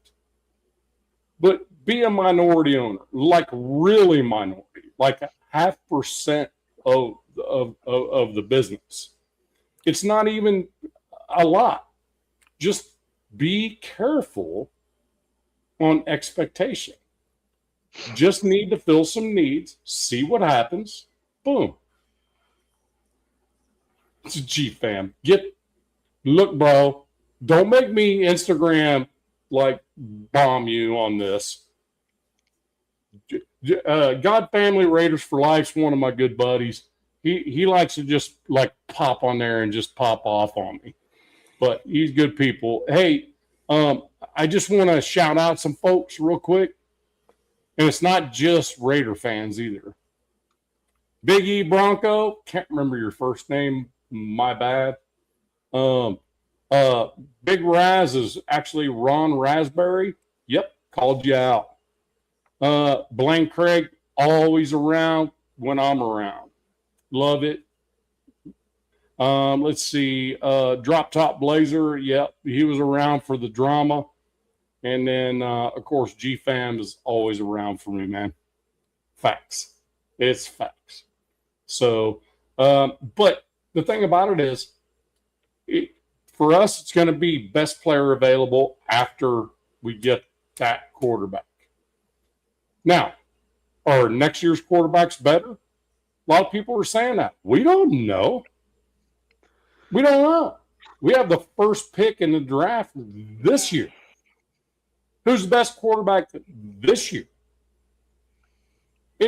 In between the ears, size, strength, everything he's accomplished at Indiana University. How is that not what you do? I don't get the thought process of let's trade back. Okay, so what are we going to get next year? Arch Manning? Just because his last name's Manning, he hasn't done anything. I mean, it's that kind of thought process that drives me nuts. This dude won a Heisman, won the freaking national championship, on his back several games at the very last play of the game, and it was on him. I'm not going to date you. I'm not going to date you, Blaine, but I appreciate it. But you understand what I mean? I'm just messing with you. Hey, it's probably the only Charger fan he knows. Oh, drums. I'm just saying. But the thing about it is, you can trash it. You can do whatever you want. As a Raider fan, you can do whatever you want. But the thing about it is, we're not going to a Super Bowl in the near future. If we... I don't know. I mean, look, Super Bowl. Look, these turnarounds in modern NFL don't take a decade like they did back in the day. Right. But everything aligns. Everything's great. And we've worked that direction. Great. But what happened to the Commanders when they got Jaden Daniels? They went to the NFC Championship, got beat, and you haven't seen shit from them since. They fell apart health-wise, all kinds of stuff. It is what it is. I mean, it's so you can't just go and make assumptions at this point. Look, you guys are building up for that. Like somebody put it out there, that Super Bowl is going to be in Vegas probably in 29. So that's like, hey, if you're shooting for anything, you're shooting for that year to be at home in the Super Bowl. Hopefully I live that long. It's only in a few years, Nav. Holy crap, buddy. Yeah. Wait, Super Bowl's at SoFi. Yep, this year. I think it's all. It's just I'm just talking the truth. I don't think this regime is trying to win a Super Bowl next year. I think if everything's going right and a lot of wins are getting piled up and things like that happen, then maybe they will make a push. But I don't think they're going to intend to be contenders right off the get-go. They're going to intend to build young. Richie said it best. We're not going to draft any of these 25-year-old players. No, I said the reverse. I think we're going to do that. He said on the line you guys wouldn't. What's that? No, I actually thought that the Raiders are going to be in a unique position where I think that the Raiders could very well, given the fact that over the next 5 years, you're going to have a quarterback on a rookie deal. Yes. That if you really like a guy and believe that he's going to fit your system, because again, it's about system fit, not necessarily what everyone else thinks. Right. I could absolutely see you drafting a 25-year-old dude in the trench positions. Okay. Yeah. Very clear. Trench Yeah. positions, because those guys, you want dudes that can potentially come in and plug and play. And your team is young enough where you're going to want a bunch of young dudes. And then sprinkled throughout, you want that like level-headed, like calm down mentality mixed into the locker room. So that's where I was going with your Right. team. I'm not saying that all of your dudes are going to be old. I'm saying that like you could certainly handle a couple guys that are older, mature, and know what they're doing. Well, and that's the other thing. So in 2 years, here's the problem we're going to have. Brock Bowers will have to be re-signed. Okay. Genty will be a year away from having to do something. Mike Mayer may be a lesson in futility at that point, where he may end up traded instead of re-signed again. Okay, so the thing about it is, I get what everybody's saying. So the thing about it is, all these folks in the next 5 years may not be the same folks we're talking about still. Right. Yep. So it's, and Colton Miller, dude's not getting any younger, and he's not. But neither is Max Crosby. And when you keep saying like, hey, we're not trying to win a Super Bowl next year, I think everybody gets that. But look at the 27 season. Like, Max is like, hey, I'm here to win. So look, well, and I'm telling you, I think the 27 season is what the aim's at. Like, like we were saying, like, it doesn't take long if you've got the money, the cap, the picks. Well, here's what pisses me off about last year. It was a wasted year. Now, did we get the number 1 overall pick? Yes, we did. But we didn't play some of these dynamic players enough to get an opportunity to see them. I agree with what you're saying. All these dudes. Laki Tassi is a freaking monster, this guy. He could play any position you want to put him, to be honest with you. And with the talks, with the way the NFL wants to go, with taking away another preseason and adding another game, so going to an 18 game or week season. Did you see what they're going to make the Rams and Niners do? Well, because the Niners take over SoFi. Oh no! Did you see what they're going to make them do? Go to Australia, right? They're going to Australia. Yeah. 16-hour flight. I can tell you, it's a 16-hour flight to Australia from the West Coast. Screw all that, but yeah. 16-hour flight. You get there, you deal with that jet lag, because it's almost 12 hours difference between the two countries, right? So you get there, you have 3 days to prepare for a football game. You play a football game at 10 o'clock in the morning their time, which makes that like 8 o'clock our time or something at the particular time. So then they want them to get on a plane, again, 16 hours back to the West Coast, and prepare to play on Sunday the following week. And they and Mike Shanahan, or not Mike, but Shanahan, Kyle lost his crap about that. I think he even said, like, I want us to go, then I want our game to be in Mexico City. Like, I want the Rams. Because he's also saying, like, they're afraid of. They have 2 international games. Yeah. Yeah, they got to, I don't know. I like it. I like the beef, you know what I mean? Like, not giving the Rams the layup to the Super Bowl, which I think that's everybody's favorite going into this year. I mean, it should be. I mean, hell, they stole the Chiefs' entire secondary. Yeah. I mean, the Chiefs are screwed this year. What are they going to do with that? Good capital. McDuffie gone. Oh, who was the other one on the other side? They got that corner too. What the heck is that other guy's name? It's McDuffie. Rams don't care about draft picks, man. They're just trying to win a Super Bowl today. Dude, they're even like in talks in the trade talks for another wide receiver. And I'm like, I mean, that's crazy. Well, Nakua. So I think you told me Nakua Puka Nakua's got a issue he's going in treatment for or something. Yeah, he's going. That just came out before the show. He's going to rehab. I mean, the dude's. I don't know. I know nothing. I just have heard him talk, and he's a young kid, and it's a mental rehab thing, though. It isn't like a substance thing or something. Sure, I have no clue. I have no idea. But I mean, he's a great athlete. I'll say that he's a fantastic wide receiver. Dude does not miss a football when it's thrown to him. No, dude's great, man. He's a stud. But yeah.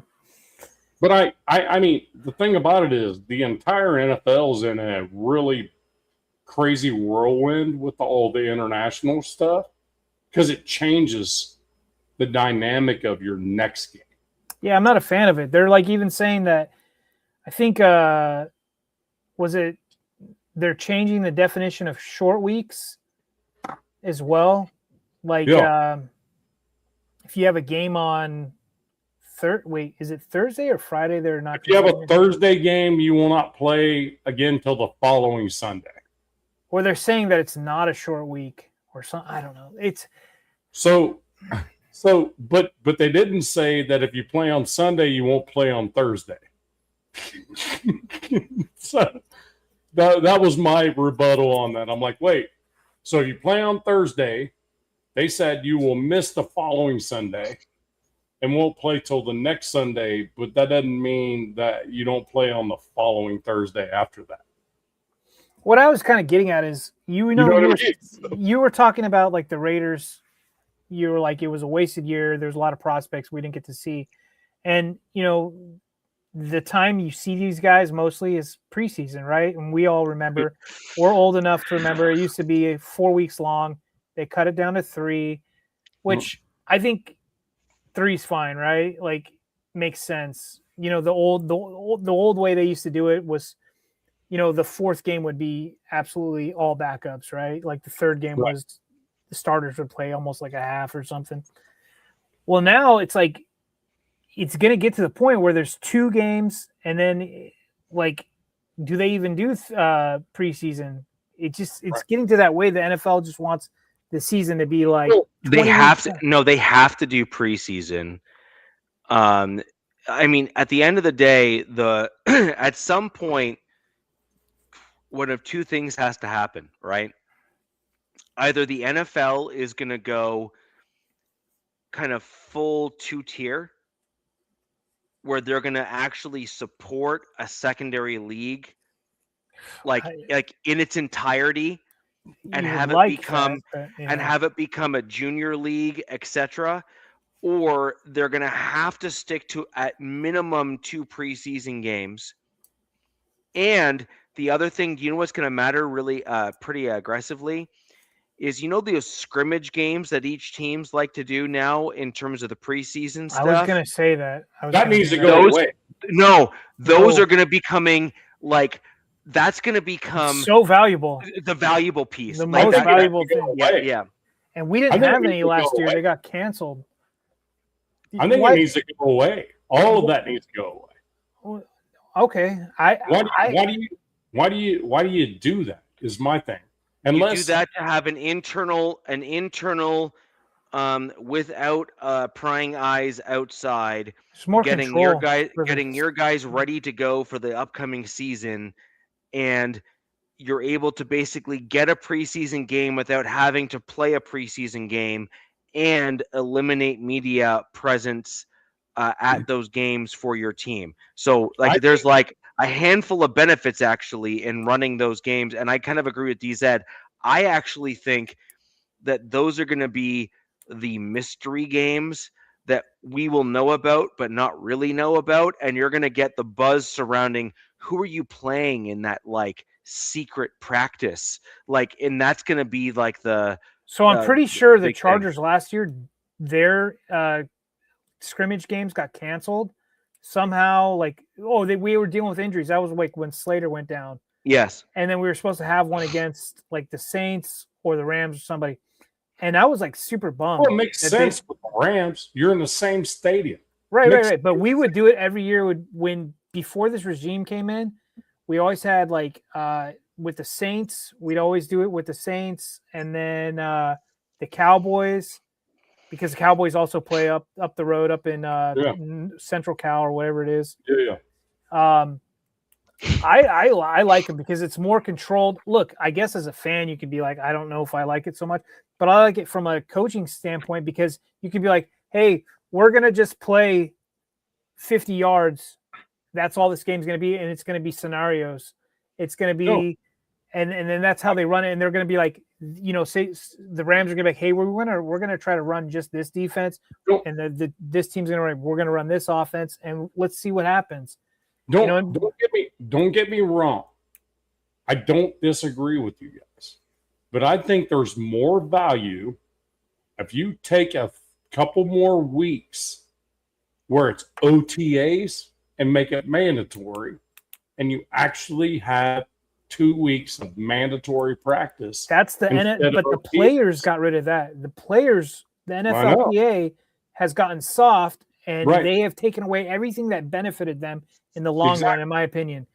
I think the off-season work is more important than scrimmages.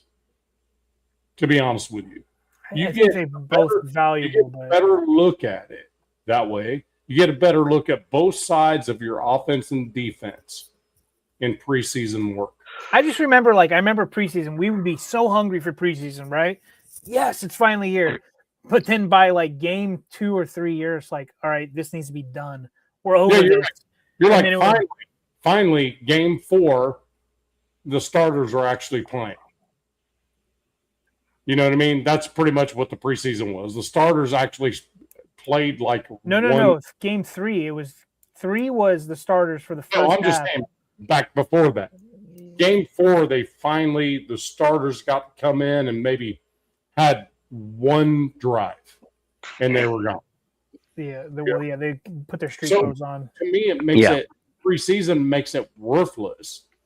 What I would prefer is an extra couple weeks of preseason work, and allow those scrimmages possibly instead of even having the preseason games. Why? It's not a form of revenue for the league. It is, and that's the big part. But I mean, I think there's more value added to that aspect than there is to a preseason game. And then I know that we're kind of running long in the show, but another. I need to finish off the Broncos quick before we close it out, though. All right, 2 seconds. We're gonna have to bring back in Ref Guru for next week or something. Yeah, I agree. Right. I agree. So, you asked me a question about what I had needs for my Broncos, et cetera, et cetera. Now, Nav, what I think and what my team thinks, as DZ has aptly pointed out, are two different things. I think that when you look at how my team has lost when we've made it to certain points of the season, you see what my needs are showing up as the glaring issues.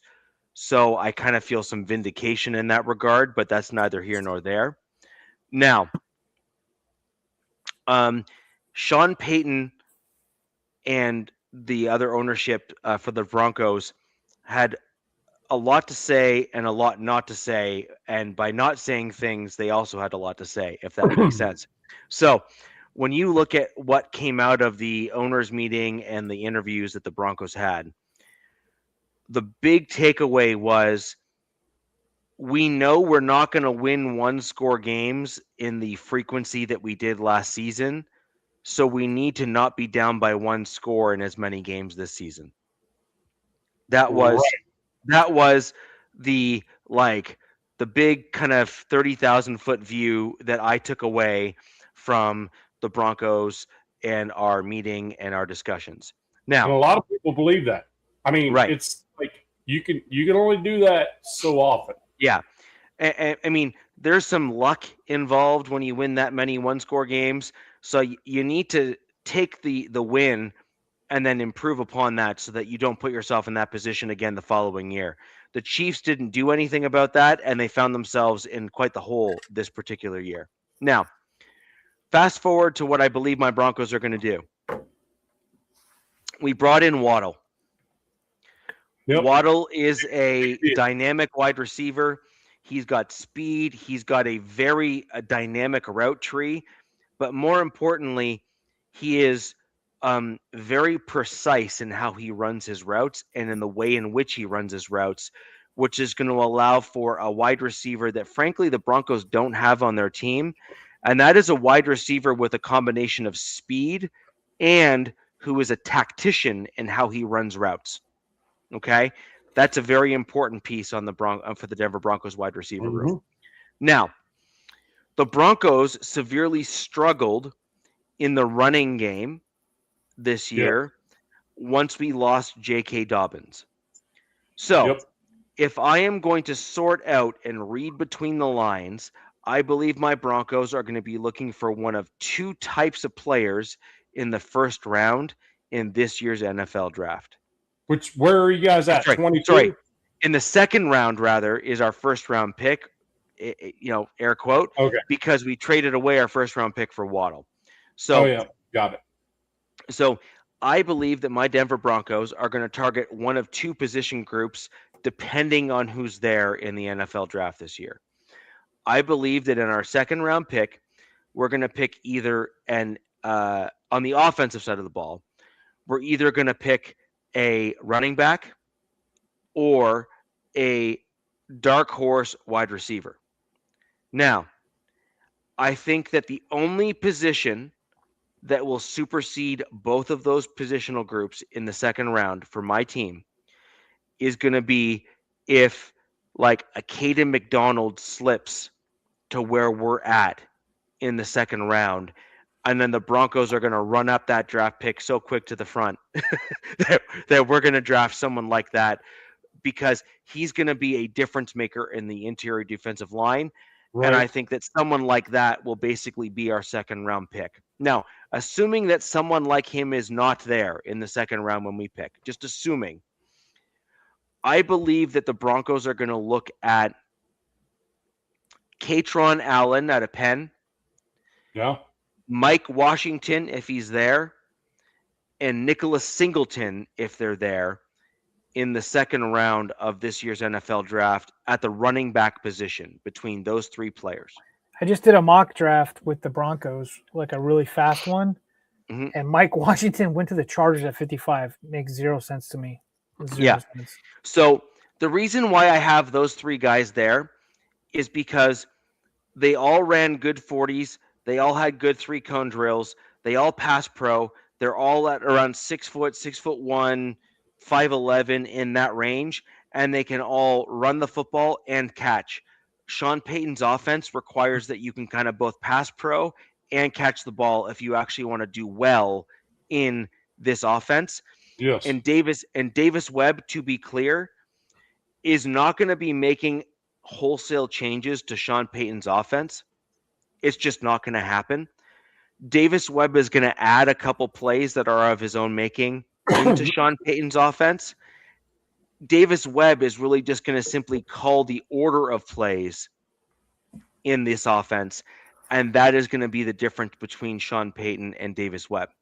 Now, those are the running backs, and I firmly believe that the running back is probably going to be our target in round 2. However, if the right running back we believe will be there in round 4, or even if we plan to maybe trade back up into round 3 with some packaging of picks or whatever, or if on the off chance we plan to Richie, look at what you're saying is making sense, but I'm like, I'm like just playing around. You got Caleb Banks, Oscar Delp, or Skylar Bell, all right there. That would be your first pick in this draft for the Broncos. Huh. So you got the tight end Oscar from Georgia, who a lot of people really like, who think he's going to be a better in the NFL. Caleb Banks, like that's Caden McDonald, but could be freaky. And then you have Skylar Bell, UConn wide receiver. I think his 40, real quick. Still Yukon though. Yeah, I mean, Yeah. that's true. So I'm just trying to guess 40. Oh, he's a 4-4 guy. Okay. yeah. So so I'm going to finish off where I'm at with that. I'm not sure that the Broncos are going to want to go tight end in the second round.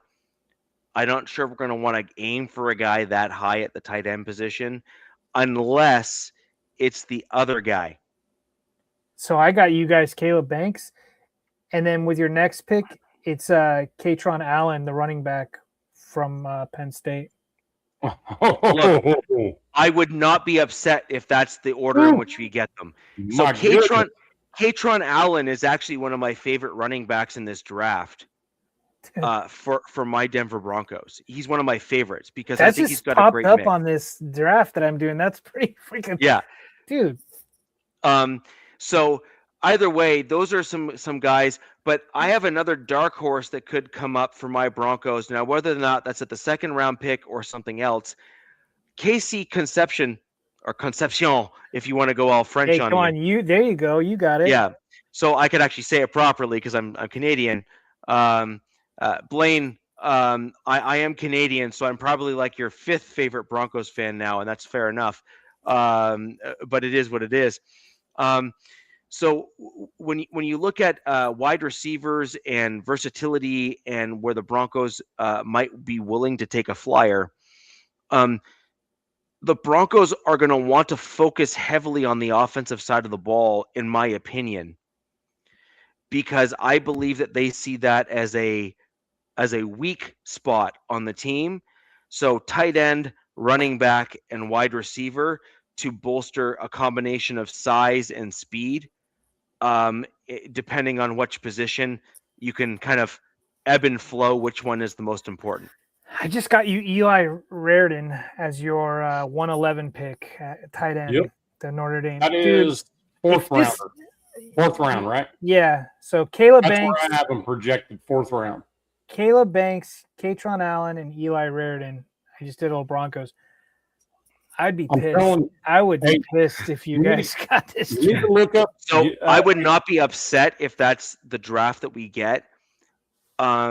Richie, you need to look up Eli Raritan, though. No, I know who he is, and that's fine. I have no problem with that. But my point is that we need an immediate guy at our second round pick that can immediately make a difference. Well, that for you guys, it's got to be a running back. It needs to be a running back. That's my point. That to me, the running back is that second round pick. Now, I do agree with DZ on this one though. If Banks is there, that's tough to spot, dude. It's hard. It's tough to turn away from, right?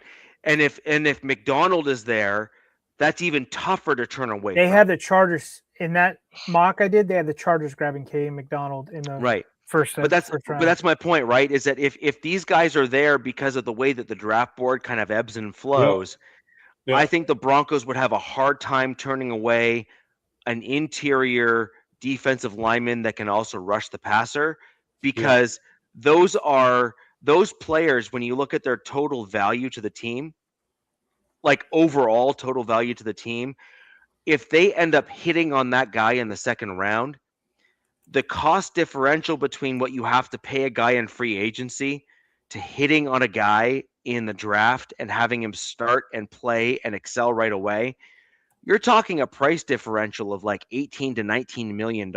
Yeah, he'd be an immediate starter. So no, but that's my point in terms of price differential. So it's a no-brainer if one of those interior D linemen that you think can start right away is there, you're gonna get that guy for sure because the value is there and it's undeniable. Hey, DZ, where'd you have Mike Washington in the third? That they had him going to the Chargers at pick 55. Like I'm like, that would be something.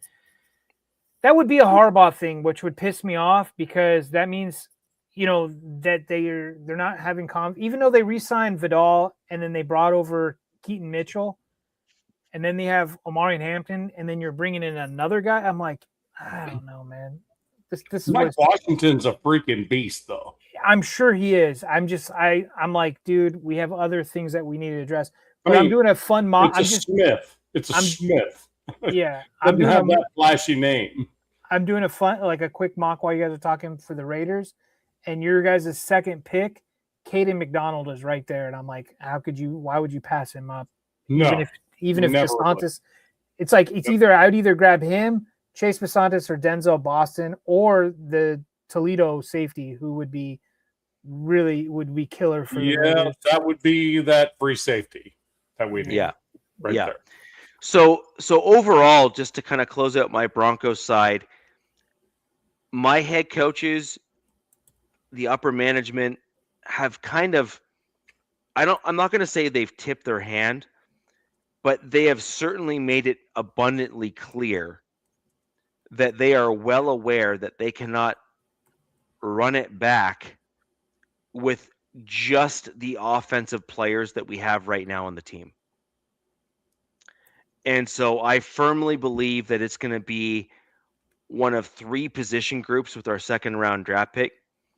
It's going to be tight end, running back, or it's going to be someone like Casey Concepcion, who is injured, like he's coming off an injury, and as a result of that could slide back to where we're at in the second, just because teams don't want to risk or they don't want to accept a guy who can't play right away. And I think the Broncos are in a somewhat unique position from a talent perspective that they could absorb someone like that on their roster to have that as a long-term benefit. So that's where I'm at. That's where I'm at with the overall draft. So I think for my Denver Broncos, I think that in the second round we are going to go after a running back, number one. Only exception to that as the number one is if like top tier interior defensive lineman is there, and then that inverts. IDL then becomes the number one. Yeah. And then a flyer at wide receiver or a top tier wide receiver would then also fit into the second round pick for my Denver Broncos as well. Ooh. And a tight end would be another thing. Is that confirmed, Biggie? Yes, that's his thing. He's an up-tempo guy. Yeah.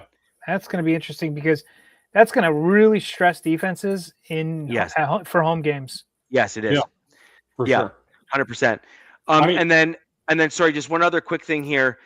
The Broncos are uniquely positioned a little bit this year in the fact that Riley Moss, it's likely that the Broncos aren't going to have the cap in order to bring him in as a long-term fit for the team. Your guys' cap is kind of skewed. There's something I was going to send you, but go ahead. I'm going to franchise tag him. Well, we may well do something like that, but the problem is that I don't think we're going to have the cap in order to keep him long-term, because I believe that our goal ultimately is to try to bring in McMillan as the long-term option. We're going to want McMillan to sign to a long-term deal to solidify the nickel cornerback, which is then going to have us use Jade Barron as the replacement outside corner to replace Riley Moss, which would then potentially open us up for a draft day trade for Riley Moss for, say, this is my prediction, just for what it's worth. I'm going to say a third-round draft pick to backfill the third-round draft pick we gave up to get Waddle. And my prediction is we're going to swap for another team's 5th or 6th, and we're going to swap one of our 7ths. So it's going to be either a 7th for a 5th or a 7th for a 6th. And that's going to be the trade for Riley Moss. So we get 2 picks, and then they get Moss. So we get their 3rd, and we get a pick swap as a secondary pick for our team, and then the other team gets Riley Moss. And that's what I predict for the team. Comp pick from the other team. Get yours whenever it is. Well, I think it'll be a 5th round pick as a swap for our 7th, or a 6th round pick as a swap for our 7th in addition to their 3rd, and then they get Right. Moss. So that's what Yeah. my prediction is overall. And Gotcha. and That's and and, that's a hot take, bro. That's a and hot take. well, because I just don't see us having the cap rather, to pay another I sent you corner. something on X, by the way, about your money, your future money. Yeah. I just don't think we're going to have the cap in order to maintain Moss on the roster, especially given the fact that it's in our interest to extend Bo Nix sooner rather than later. Yeah. So I could see the Broncos, and I could see my Chargers trying to offload QJ somehow and try to get some stuff like that. So that's kind of where I'm at with it, and I think that Moss is the perfect guy to offload in the draft. So, like, imagine this, right?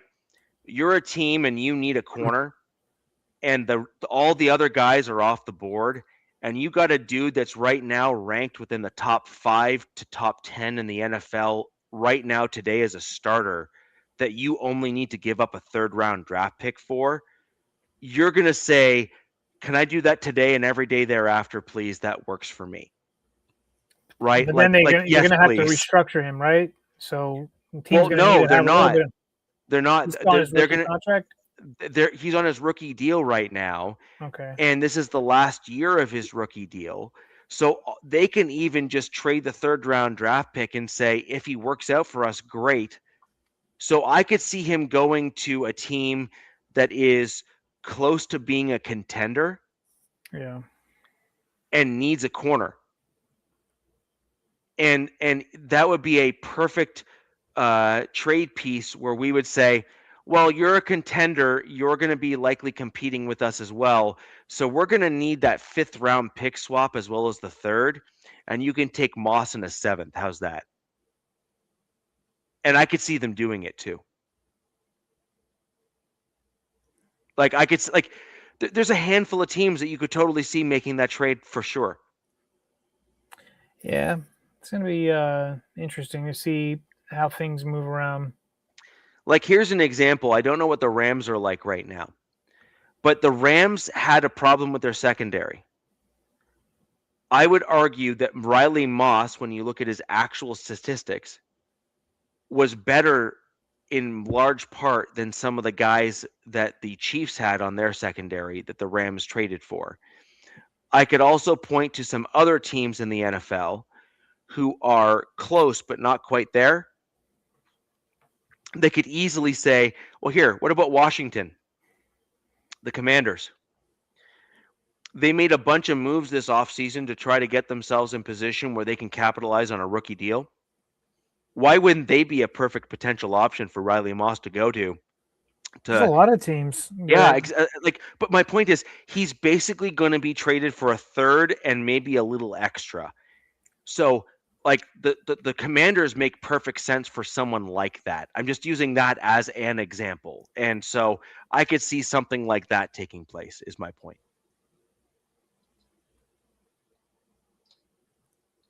That's my point. And I just don't believe that the Denver Broncos have the cap space available to us to sign him back. So why not? Like why not get something for him while it makes sense? Because we are contending now. We have Jahdae Barron already waiting in the wings, and we have there's a devil's advocate though, but they don't need to get rid of him right now. They could still, because you guys were this close. You know what I mean? They're like, we're going to double down and try to run it back. You know what I mean? Entirely possible, although I would also argue back on that Riley Moss has a reputation that I think is going to be difficult to overcome so long as he's with the Broncos.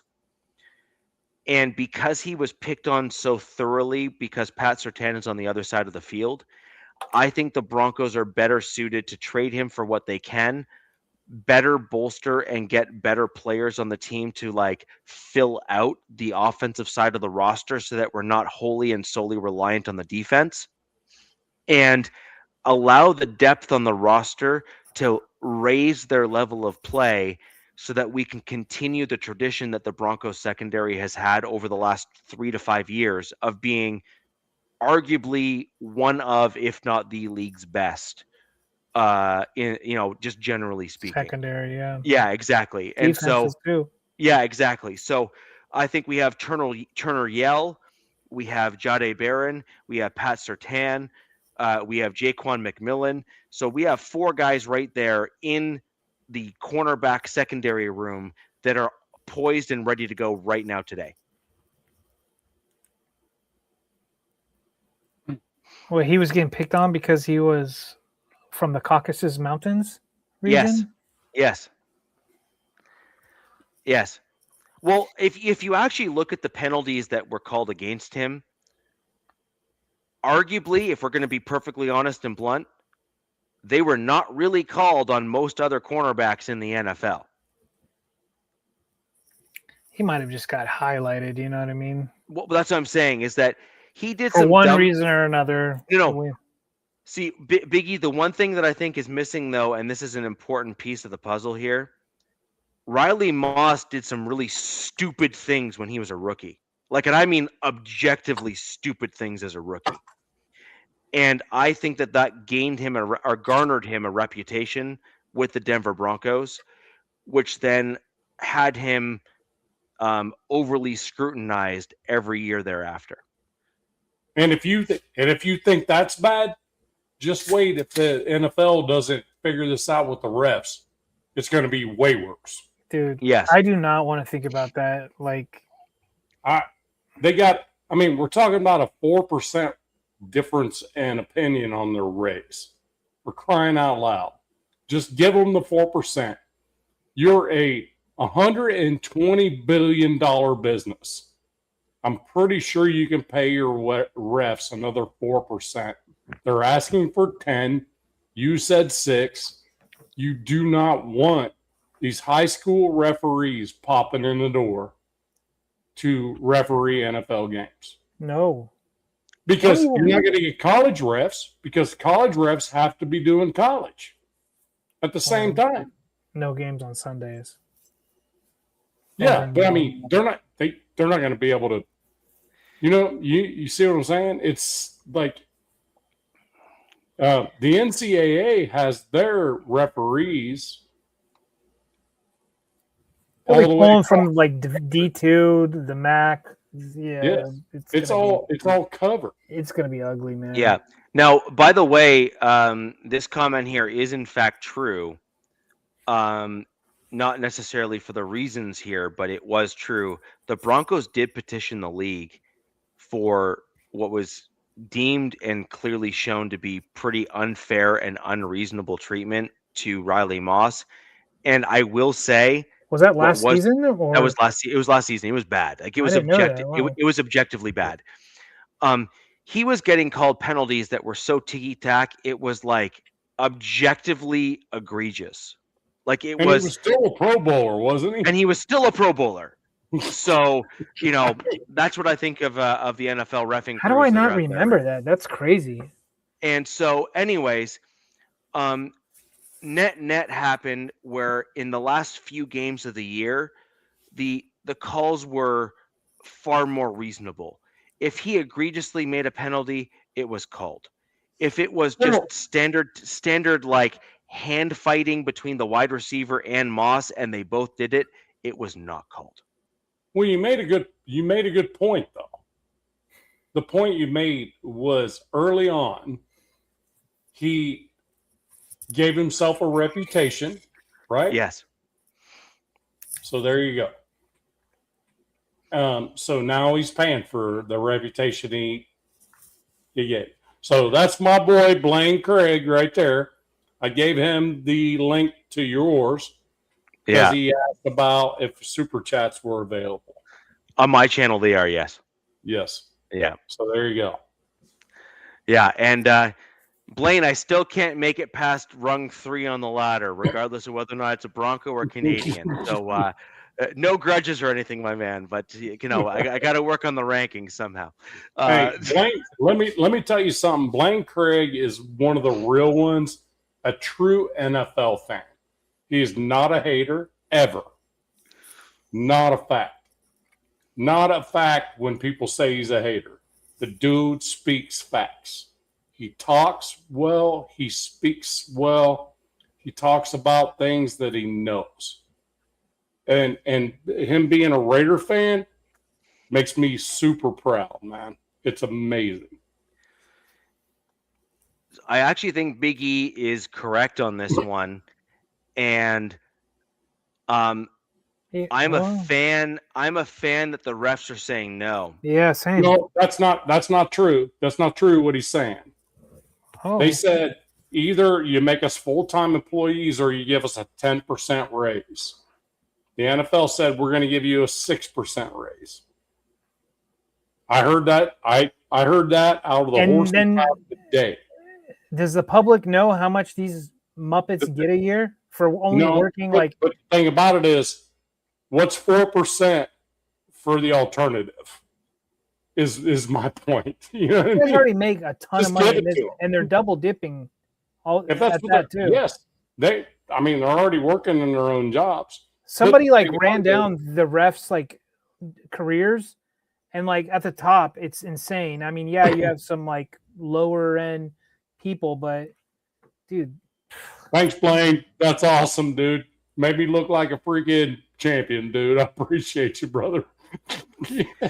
Yeah. So overall, my general thought process is based on my Denver Broncos and what's publicly available is we're in the 80th to 90th percentile that our second round pick is going to be offensive focused.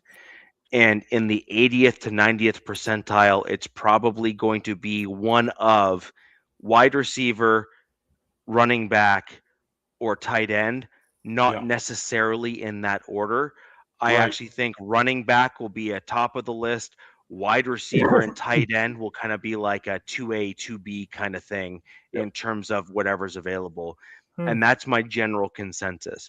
Now, the Broncos could shock me and surprise me and go a completely different direction. Like Broncos country as a whole, I'm obviously different from most Broncos fans. I'm big into trench play, so my preference would actually be in our second round draft pick to go interior defensive line to a interior rushing defensive lineman, and then trade away Moss on the defensive side of the ball and go running back in the third. That would be my personal preference. And I would then target at that point Katron Allen in the third as an example. But that would be what I would want to do for my team to kind of further bolster it. I don't think Broncos are going to do that. I think we're going to largely stick with what we got. So, hey, Richie, if you don't mind, can I address what Big E's saying? Look, I'm not saying that wasn't on the table. What I'm saying is what was asked for and what the NFL was offering them back was not what they asked for. I don't know if they want to be full-time employees, but I'm telling you what, full-time employees in referee world is not good because here's what will happen.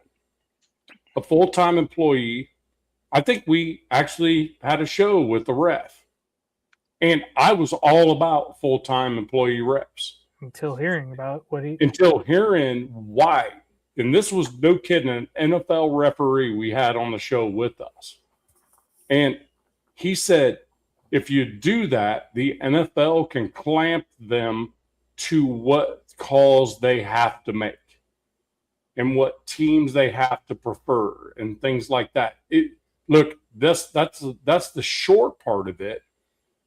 This is why the refs wouldn't want to do that.